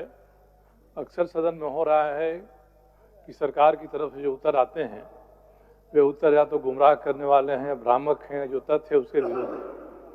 इसी तरह का परसों मेरा एक स्वास्थ्य विभाग का प्रश्न था, उसके बारे में जो उत्तर आया वह उत्तर तथ्य के प्रतिकूल है और जो सामग्री है उत्तर की वह सामग्री जांच रिपोर्ट के माध्यम से विभाग में पहले से दी गई है, मगर उसका जिक्र नहीं करते हुए ठीक उसके उल्टा प्रश्न का उत्तर दे दिया गया है। तो यह तो सभा की अवमानना भी है और एक सदस्य जो सही उत्तर प्राप्त करने का अधिकार रखते हैं उनके अधिकार का भी हनन है महोदय। इसलिए मैंने नियम के अनुसार आज विशेषाधिकार हनन की सूचना दी है ताकि मंत्री अगर सदन को गुमराह करते हैं या इसके लिए जो भी अधिकारी हैं उनके पास गलत सामग्री देते हैं तो ये सदन की अवमानना कर रहे हैं, सदस्य के विशेषाधिकार का हनन कर रहे हैं। इसलिए महोदय ये विशेषाधिकार हनन की कार्रवाई की जानी चाहिए। माननीय सदस्य अनंत प्रताप देव आपको भी ध्यान आकर्षण में अध्यक्ष महोदय, ध्यान आकर्षण में हम लोगों का भी प्रश्न आया है अध्यक्ष महोदय। ध्यान आकर्षण में भी अध्यक्ष महोदय नियम संगत क्या होता है करवाते हैं। अध्यक्ष महोदय, ध्यान आकर्षण में भी हम लोगों का प्रश्न आया अध्यक्ष महोदय। हम आपके आसन से आग्रह करेंगे कि हम तमाम सदस्यों का प्रश्न जो बचा है उसको ले लिया जाए अध्यक्ष महोदय। बैठे आपका ले रहे हैं, आ रहा है ले रहे हैं आपका भी। सरजू बाबू, तो आपका जो सूचना है उसको हम लोगों ने ग्रहण कर लिया और उसका जो नियम संगत जो काम है हम लोग करते हैं उस पर आप तत्काल आसन को भी कुछ समय दीजिए समझने बुझने के लिए। ठीक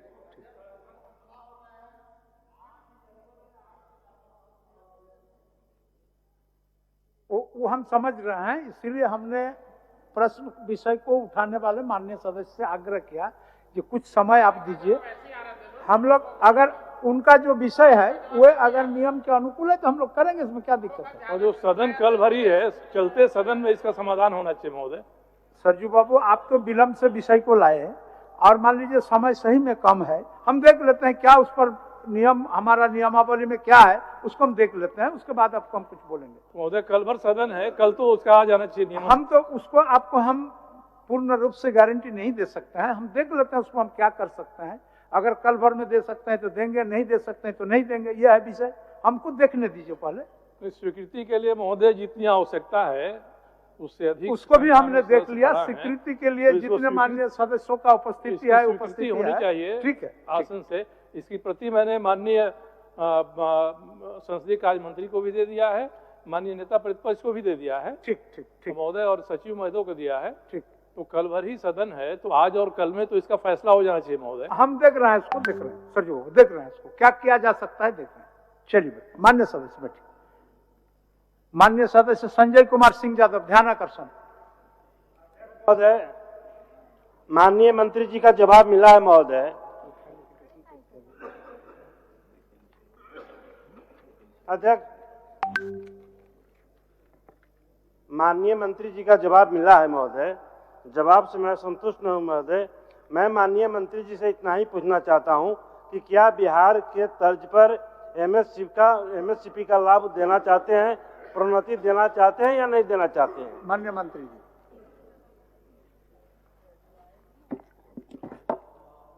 अध्यक्ष महोदय, माननीय सदस्य का जो प्रश्न है और इस प्रश्न पर जो उनका मूल प्रश्न का ये है कि बिहार सरकार के अपने राज्य में पदस्थापित प्रशासनिक शिक्षकों को एमएससीपी का स्वीकृति प्रदान की है और झारखंड में कार्यरत प्राथमिक शिक्षकों को बिहार सरकार की कार्यरत शिक्षकों की तरह एमएससीपी का लाभ नहीं मिल रहा है। अध्यक्ष महोदय, इसका जवाब स्पष्ट रूप से माननीय सदस्य को दिया गया है, जो कि बिहार में वर्ष 2006 से शिक्षकों के नियमित कैडर न्यायालय द्वारा घोषित की जा चुकी है। बिहार राज्य में राजकीय विद्यालय के शिक्षकों का स्वर्णमणीकरण डाइंग कैडर घोषित किया जा चुका है एवं बिहार सरकार द्वारा माननीय उच्चतम न्यायालय में दायर सिविल अपील संख्या 4862/2019 स्टेट ऑफ बिहार एंड और versus the Bihar secondary teacher struggle committee Munger and और बाद में शिक्षकों के स्वर्ग में डाइंग और भनसिंग कैडर घोषित किए जाने के संबंध में प्रतिशपथ पत्र की दायर किया गया है। राज्य के प्रारंभिक विद्यालय अथवा उसमें उस संघ के शिक्षकों को एपीसी अथवा एमएससीपी का लाभ दे एवं अनुमान नहीं है। महोदय, इसके बावजूद भी हमारी इस राज्य में राज्य के कार्यरत शिक्षकों को केंद्रीय वेतनमान केंद्रीय सेवा शर्तों के अधीन दिया गया है।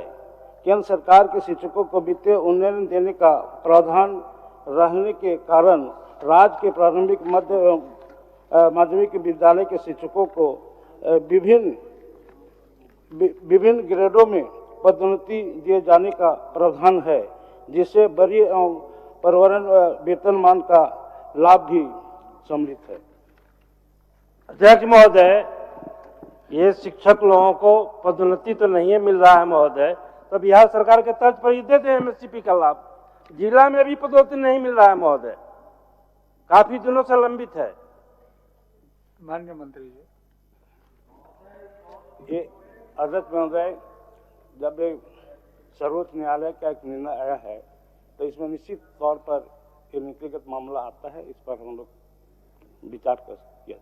ठीक, राज्य में अपना कानून बना करके अपने कर्मचारियों को आप उसका लाभ दें।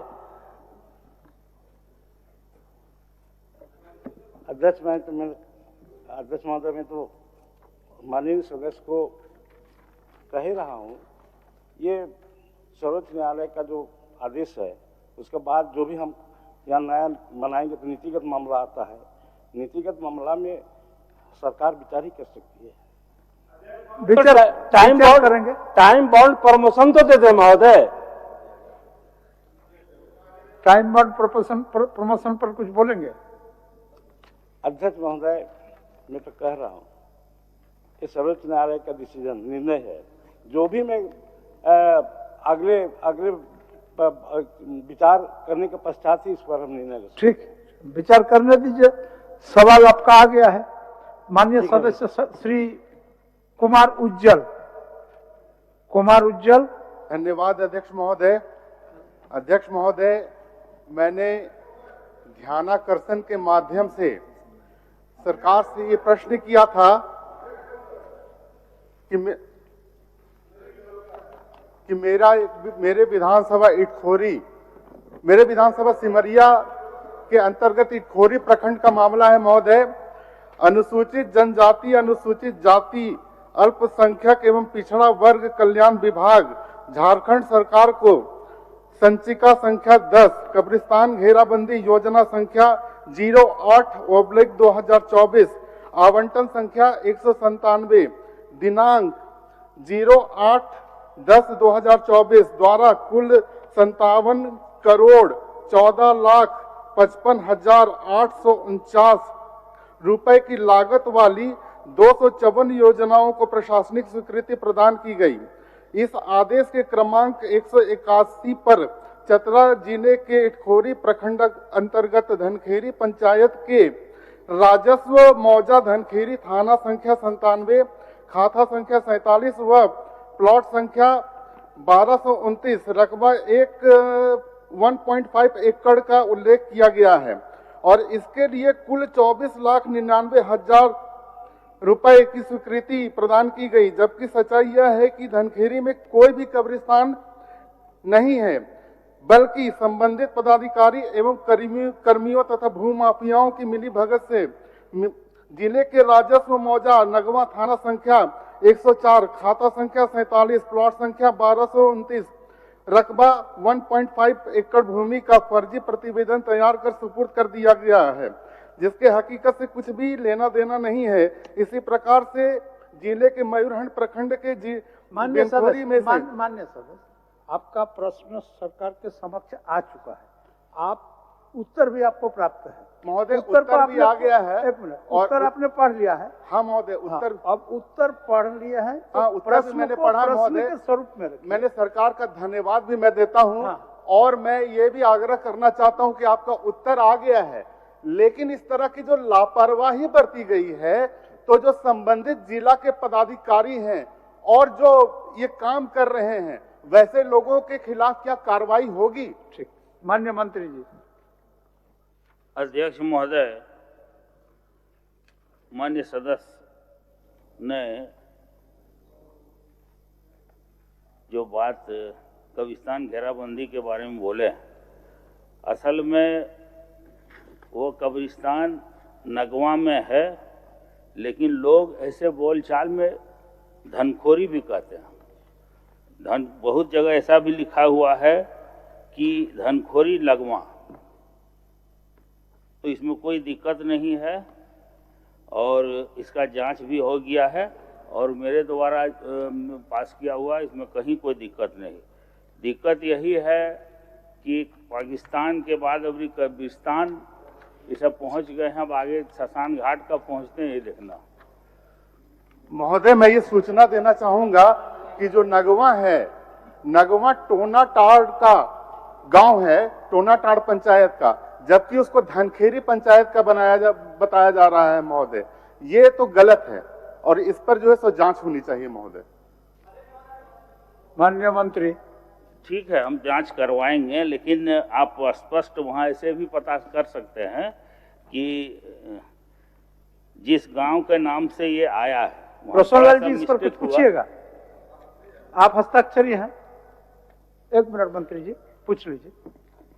माननीय मंत्री जी का विभाग से जो जवाब आया है, निश्चित रूप से जो जांच में आया है कि वो गलत तरीके से गलत नाम से चढ़ा था, लेकिन इस तरह का कहीं भी, चाहे किसी भी तरह का योजना हो, कब्रिस्तान हो या और भी सरकार के द्वारा कल्याण विभाग द्वारा चलाया जाता है, निश्चित रूप से ये बहुत ही गंभीर मामला है। आइंदे इस तरह की गलती ना हो, हम माननीय मंत्री जी से अनुरोध करना चाहेंगे।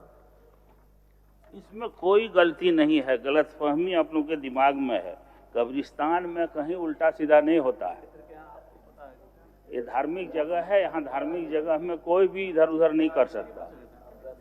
ये खाली मिस्टेक यही हुआ है कि लगवा गांव में है और धनखोरी कब्रिस्तान कहा जाता है, यही ना आप लोग जान रहे हैं कि धनखोरी है, लेकिन एक गांव स्थित है लगवा में।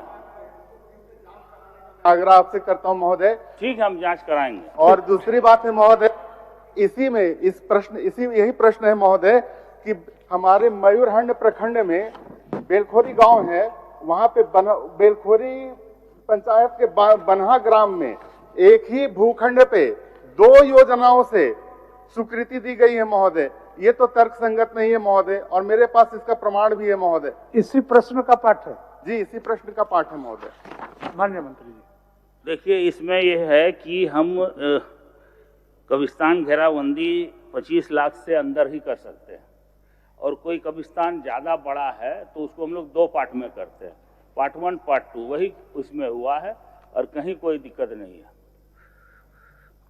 इसमें भी मेरा आग्रह है कि एक बार इस पर भी जांच करा लिया जाए, क्योंकि ये सरकार का पैसा है और उस सरकार का पैसा का बंदर बाट ना हो, यही मेरा आग्रह है आपसे। ठीक ठीक, जांच करवा के देख लीजिए। माननीय आप लोगों को बहुत बहुत धन्यवाद, जो आप लोग पाकिस्तान के बाद अब कब्रिस्तान में आ गए हैं।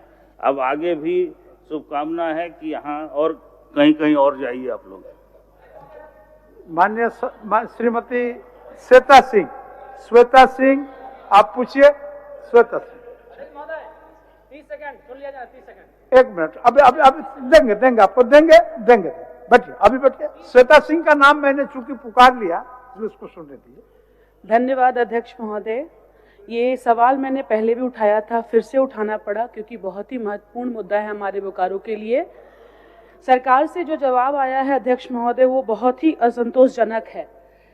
बाकी कुछ जिलों में STPI का काम गति में है, किंतु सिर्फ बोकारो को का जो काम है उसे गतिहीन कर दिया गया है। अध्यक्ष महोदय, मैं विभाग से बस जानना चाहूँगी कि कोई विशेष कारण है, किस कारण से इस बोकारो की जो STPI जो वहाँ पे सॉफ्टवेयर इंडस्ट्रियल टेक्नोलॉजी पार्क जो स्थापित होना है, उसको क्यों गतिहीन किया गया? माननीय मंत्री जी। अध्यक्ष महोदय, माननीय सदस्य का जो मूल प्रश्न है, संचार और सूचना प्रौद्योगिकी मंत्रालय सूचना प्रौद्योगिकी विभाग भारत सरकार के नए सॉफ्टवेयर टेक्नोलॉजी पार्क स्थापित करने संबंधी नीति के अनुसार झारखंड सरकार द्वारा बोकारो में STPI केंद्र स्थापित करने हेतु निर्णय लिया गया है। मूल प्रश्न महोदय माननीय सदस्य का यही है, और इस पर यह विदित हो कि इसका जवाब है। इसका विदित हो कि बोकारो में STPI केंद्र स्थापित करने से पूर्व माननीय विभागीय मंत्री द्वारा पूर्व में विभाग द्वारा राज्य के विभिन्न स्थलों तथा रांची, देवघर, धनबाद एवं जमशेदपुर में निर्मित सॉफ्टवेयर टेक्नोलॉजी पार्क का पूर्ण यूटिलाइज करने के उपरांत अन्यत्र जगहों पर सॉफ्टवेयर टेक्नोलॉजी पार्क बनाए जाने का निर्देश दिया गया है। इन STPI केंद्र के पूर्णतः उपयोग के उपरांत सरकार द्वारा बोकारो में STPI केंद्र बनाने का कार्रवाई की जाएगी। अध्यक्ष महोदय, मैं आपके माध्यम से माननीय सदस्य को आश्वस्त कराता हूं कि इन जिलों के साथ जहाँ स्थापित होगा, ये सरकार का प्रयास रहेगा कि बोकारो में इनके साथ स्थापित करेंगे। ठीक, मुझे बस यही जानना था कि अभी जो 4 जिलों में काम चल रहा है उसके साथ साथ बोकारो के कार्य को भी गति दे दी जाए। मेरी मांग इतनी ही है, उसके काम को रोका ना जाए। इसको देख लिया जाएगा अध्यक्ष महोदय, करा दिया जाए। माननीय अमित कुमार यादव जी।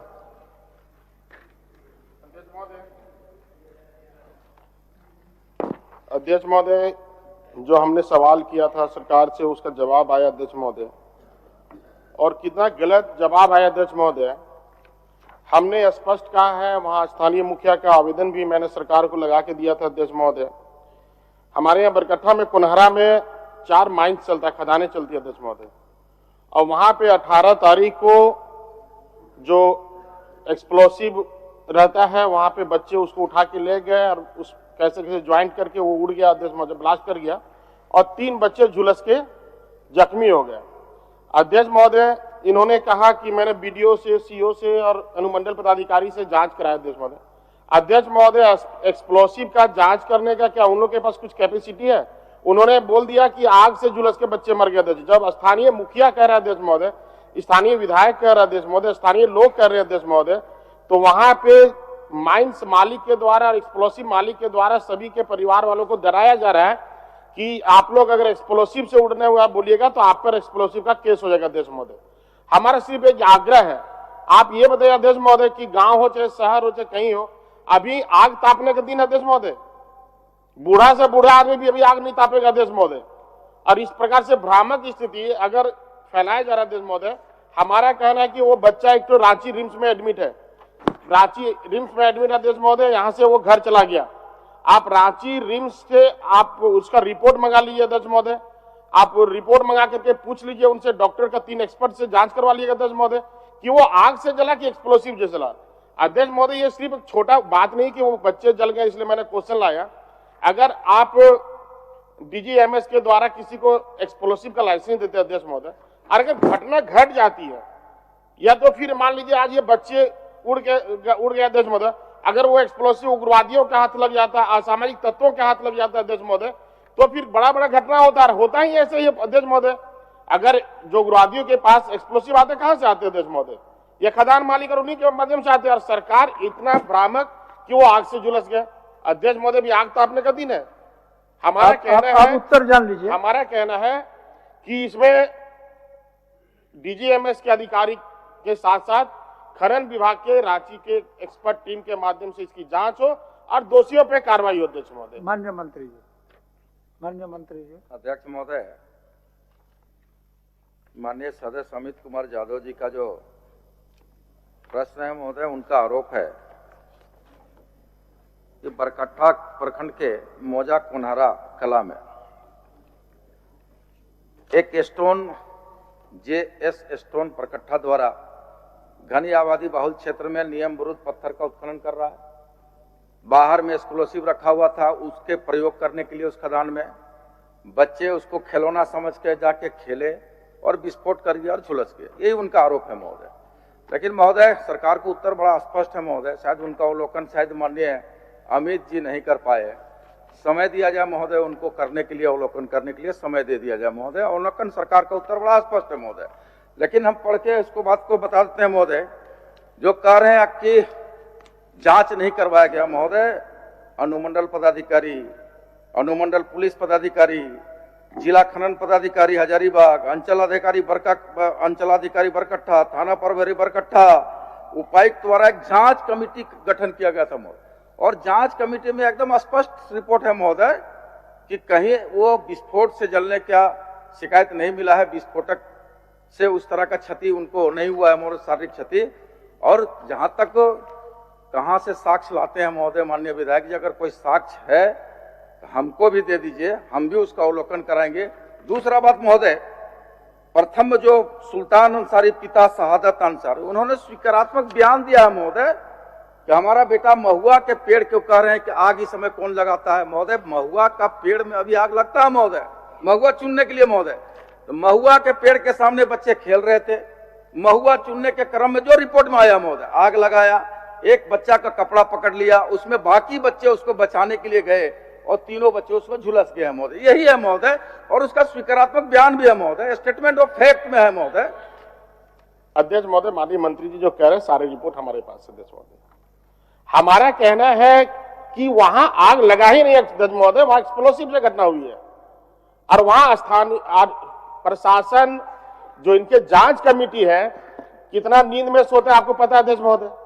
2 दिन तक तो उनको घटना का पता भी नहीं चला अध्यक्ष महोदय। जब स्थानीय मुखिया के माध्यम जब एसपी को डीसी को आवेदन दिया गया तब इनके कान खड़े हुए अध्यक्ष महोदय, तब इनके कान खड़े हुए। और मैनेजमेंट इनका इतना बढ़िया अध्यक्ष महोदय, ड्रामा इतना बढ़िया है, और इस ड्रामे में मंत्री जी फंस जा रहे हैं। अध्यक्ष जी, माननीय अध्यक्ष जी, हमारा ये कहना है माननीय मंत्री जी से कि माननीय मंत्री जी, सरकार को इसमें कुछ आफत नहीं आना है। अगर गलत हुआ है तो डीजीएमएस जिसको लाइसेंस दिया है जिस एक्सप्लोसिव वाले को, आप उसकी जांच करवाइए कि ये एक्सप्लोसिव से घटना हुई है या नहीं हुई है। हमारा कहना इससे आपको कुछ हो रहा नहीं, सरकार को कुछ आना नहीं अध्यक्ष महोदय। ना ही सरकार को राजस्व देना, ना ही सरकार के बजट में से कुछ हानि नुकसान पहुंचेगा अध्यक्ष महोदय। लेकिन हमारा कहना है कि ये एक्सप्लोसिव आज बच्चों के हाथ लगा, कल असामाजिक के हाथ लगेगा, उग्रवादियों के हाथ लगेगा अध्यक्ष महोदय, तो यही सरकारी व्यवस्था में वो लोग हमला बोलेंगे अध्यक्ष महोदय, उस समय सरकार बोलेगी क्या करे, भाजपा वाला ऐसा कराता है। अध्यक्ष महोदय बचाइए नहीं, एक्सप्लोसिव दिए थे, खदान दिए, लाइसेंस दिए थे, खदान बंद हो जाएगा, एक्सप्लोसिव बंद हो जाएगा तो उससे राज की चक्का नहीं रुक जाएगा अध्यक्ष महोदय। हमारा कहना है अगर वहां पे आग से घटना हुआ तो आग से घटना हुआ तो जांच के पहले वहां एक हाईवा मिट्टी क्यों डाल दिया गया अध्यक्ष महोदय? अगर आग ही लगा था वहां पे तो महुआ पेड़ के नीचे अगर आग लगा तो जाके एक्सपर्ट देखा रहता कि आग लगा है, वहां पे फिर एक हाईवा जाके मिट्टी क्यों डाल दिया है अध्यक्ष महोदय खदान वाला? इससे क्या प्रतीत होता है अध्यक्ष महोदय?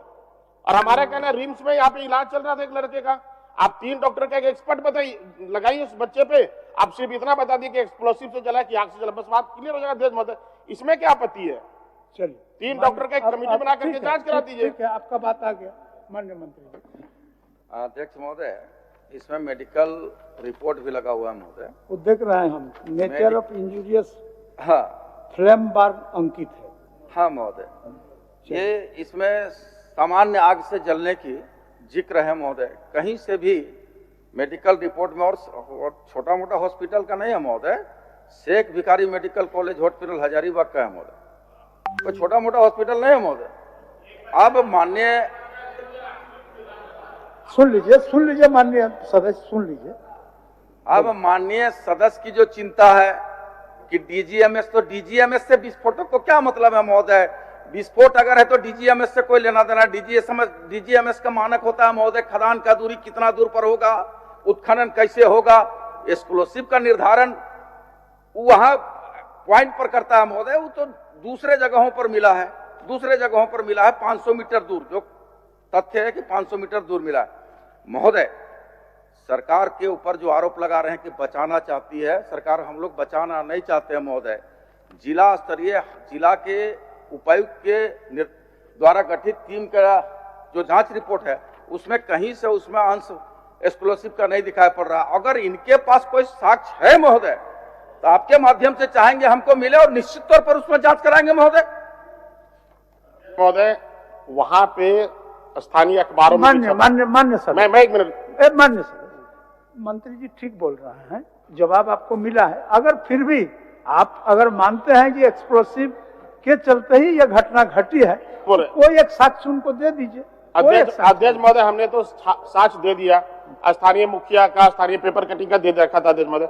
हमारा सिर्फ आग्रह अध्यक्ष महोदय कि एक बच्चा का लंबा ट्रीटमेंट रांची रिम्स में चला, आप रांची में 3 डॉक्टर के एक्सपर्ट से उसको जांच करा लीजिए और जो माननीय मंत्री जी कहेंगे मानने के लिए तैयार। चलिए माननीय मंत्री जी,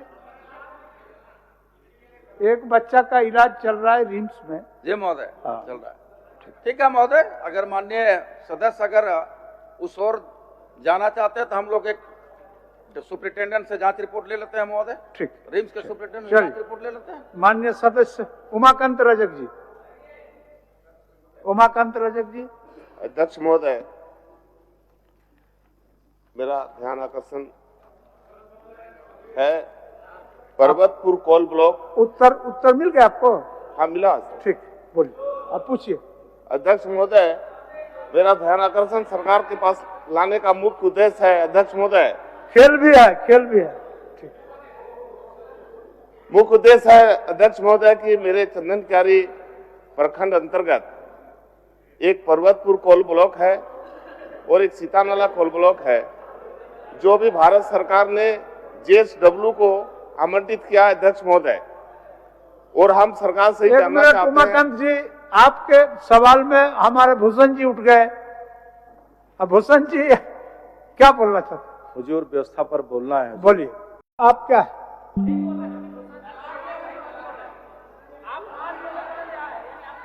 आवाज आ नहीं रहा है, आवाज आना जाए। मैंने बोलना क्या चाहते हैं? जी हम चाहते हैं, बोलना यही है। 25 नहीं 25 निर्धारित है मान्य सदस्य, 25 निर्धारित है। अब निर्धारित से ज्यादा अभी जा नहीं सकते हैं, अगर बाद में हम लोग इस पर विचार करेंगे। 3 बजे तक कंप्लीट हो। अच्छा, इसके बाद इसके आप मान्य सदस्य, अब एक दिन बचा है, एक दिन बचा है। एक दिन में नियम परिवर्तन कर देने से बहुत ज्यादा बड़ा फायदा होने वाला नहीं है। हम लोग कुछ समय लेके और आप लोगों का राय लेके और मान्य नेताओं का बैठक बुलाकर हम लोग इस पर इसका निर्णय लेंगे। हो गया? ठीक। चलिए, अब उनका प्रश्न है। बस वही ना बोल रहे हैं आप भी। अभी उनका उत्तर होने दीजिए, उसके बाद आपका ले लेंगे। बस चलिए चलिए। अध्यक्ष महोदय, जोना बाबू, उनका प्रश्न का उत्तर लेने दीजिए। उनका प्रश्न का उत्तर लेने दीजिए। चलिए, बस बोलिए। अध्यक्ष महोदय, मेरा सवाल राजहित में है और चंदन क्यारी के बेरोजगार और वहां के रैयतों के हित में। अध्यक्ष महोदय, हमारा चंदन क्यारी विधानसभा क्षेत्र के अंतर्गत एक पर्वतपुर कोल ब्लॉक है और एक सीतानाला कोल ब्लॉक भारत सरकार ने अभी आवंटित किया है जेएसडब्ल्यू का। अध्यक्ष महोदय, मैं मंत्री जी सरकार का जवाब ये चाहते हैं अध्यक्ष महोदय कि ये कब कोल ब्लॉक का चालू करने का अनुमति सरकार देगी? हम यही जानना चाहते हैं। माननीय मंत्री,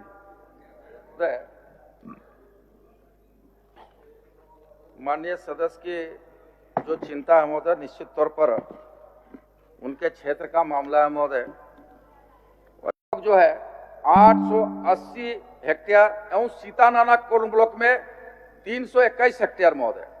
फिर जेएसडब्ल्यू का किया, उसको एनजीसी को ट्रांसफर कर दिया महोदय, और वो एनजीसी को ट्रांसफर कर अब वो एनजीसी का किया महोदय, उसको जेएसडब्ल्यू के बीच में समझौता कर लिया महोदय। ये जो आदान प्रदान का खेल होता रहा महोदय, उसके चलते ये समय लग गया महोदय, आदान प्रदान के खेल के चलते महोदय।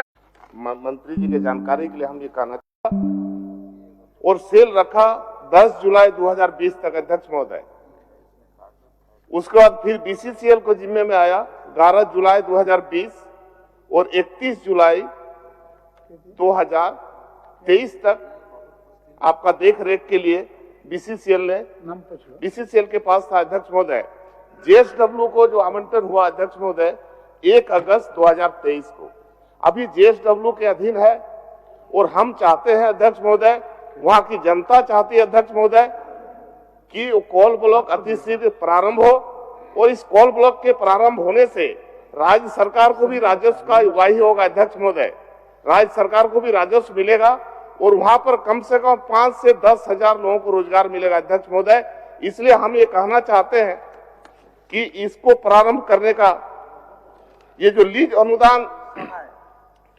लीज अनुदान अनुमोदन वर्तमान में अध्यक्ष महोदय खान एवं भू विज्ञान निदेशक रांची के पास लंबित है। हम चाहते हैं कि कैबिनेट में ला करके इसको मंजूरी दे दी जाए कि कोल ब्लॉक प्रारंभ हो। और जैसा कि मंत्री जी ने कहा कि ओएनजीसी या जेएसडब्ल्यू के बीच में कुछ है, ऐसा कुछ नहीं है अध्यक्ष महोदय। अगर सरकार कोल ब्लॉक का कैबिनेट में ला के मंजूरी दे देती है तो इसको लीज पट्टा का जो एग्रीमेंट होगा उस समय जेएसडब्ल्यू और ओएनजीसी के बीच सह विकास समझौता केवल जिला स्तर पर पट्टे के निष्पादन के लिए आवश्यक है अध्यक्ष महोदय, न कि पट्टे की मंजूरी के लिए अध्यक्ष महोदय। इसलिए मंत्री जी से हम चाहते हैं कि इसकी कब कैबिनेट में ला करके कोल ब्लॉक का ये जो उत्पादन के लिए तो सेल को महोदय, अब जो माननीय कहते कि सेल को ये बीसीसीएल को कब मिला, तो उनके संज्ञान में हम बता देना चाहते हैं कि सेल को 23/3/2016 को मिला महोदय, जो 11/4/2022 तक रहा। फिर बीसीसीएल को 12/4/2022 से 8/6/2023 तक रहा। फिर जेएसडब्ल्यू को महोदय 8/6/2023 से लेकर अब तक अभी चल रहा है महोदय। और अब तक चल रहा है, वही बोले जमीन का चिन्हितीकरण नहीं हो पाया महोदय, नेचर रिफाइन नहीं हो पाया, जिसके चलते आगे अग्रतर कार्रवाई नहीं की जा रही है महोदय। अध्यक्ष महोदय, मंत्री जी की जानकारी में हम बता दें कि ऑलरेडी इलेक्ट्रिक स्टील को जो ये आवंटन हुआ था कोल ब्लॉक, इसमें 8,800 एकड़ जमीन वहां है अध्यक्ष महोदय, और उसमें कोई विवाद ही नहीं है। हम इतना ही चाहते हैं कि कब आप कैबिनेट में लाके उसको मंजूरी देंगे, यही बात बताइए। आप 15 दिन में लाएंगे, 1 महीना में लाएंगे, 10 दिन में लाएंगे, 1 सप्ताह में लाएंगे। आप कैबिनेट में लाइए और उसकी मंजूरी आप दीजिए। है क्या बोला है नवीन जी? आप नवीन जी के बातों पर, प्रश्नकर्ता के बातों पर रहिए। माननीय अध्यक्ष महोदय, माननीय सदस्य की जो चिंता है, हम लोग इसको समीक्षा कर ले महोदय, डीसी से बात कर लेते हैं, तत्पश्चात आवश्यक जो कार्रवाई हुई है उससे हम अवगत करा देंगे महोदय। अध्यक्ष महोदय, एक पूरक हम और बोलना चाहते हैं। अब हो गया, आपका अब मेरी बात एक मिनट सुना जाए। अध्यक्ष गंभीर फाइल रहने दीजिए। अध्यक्ष महोदय, राज्य को राजस्व भी आएगा अध्यक्ष महोदय, ये बोलो कर चालू होता है तो। अध्यक्ष महोदय, मैं ये मंत्री जी को जानकारी देना चाहता हूँ अध्यक्ष महोदय कि लीज अनुदान अनुमोदन वर्तमान में खान और भू विज्ञान निदेशक रांची के पास लंबित है अध्यक्ष महोदय। अब डीसी से क्या रिपोर्ट लेना है अध्यक्ष महोदय, जब ऑलरेडी राज्य सरकार के पास में डायरेक्टर के पास पड़ा हुआ है तो उसको कैबिनेट में लाना है अध्यक्ष महोदय और उसकी मंजूरी देनी है। फिर मंजूरी नीचे चला जाएगा तो डीसी कह जाके अपना पट्टा का उसको समझौता करेगा अध्यक्ष महोदय। ठीक ठीक। माननीय मंत्री जी, माननीय सदस्य जो कह रहे हैं। माननीय अध्यक्ष महोदय बोले तो महोदय कि अंचलाधिकारी के द्वारा जो रिपोर्ट भूमि का भेजा गया था महोदय, समर्पित किया गया था, उसमें नेचर क्लियर नहीं किया गया था महोदय, इसलिए फाइल डाउन हुआ है महोदय। और जब नेचर क्लियर होने के साथ आगे बढ़ेगा महोदय, कैबिनेट में आएगा, स्वीकृति मिलेगा महोदय, ये तो मैं कह रहा हूं महोदय। स्वीकृति मिलेगा, मान के चलिए। निषाद जी का प्रश्न बहुत पीछे है, अच्छा उसको रहने दीजिए, उसको हम ध्यान आकर्षण में भेज देंगे। ठीक।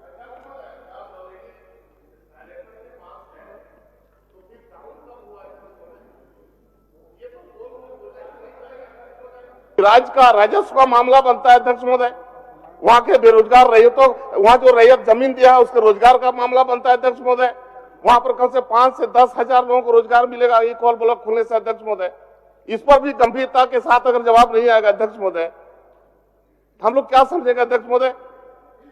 माननीय मंत्री जी सुन लीजिए। क्या महोदय?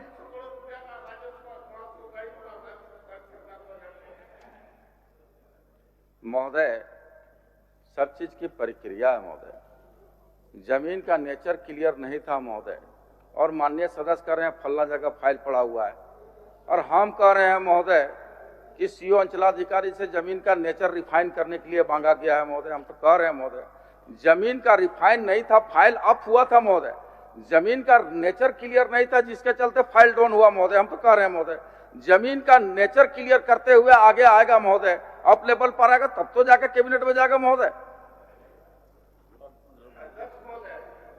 जानना चाहते हैं कि ये इलेक्ट्रिक स्टील को जब 2008 में अलॉटमेंट हुआ था, उसमें जमीन का नेचर क्या क्लियर हुआ था या नहीं हुआ था?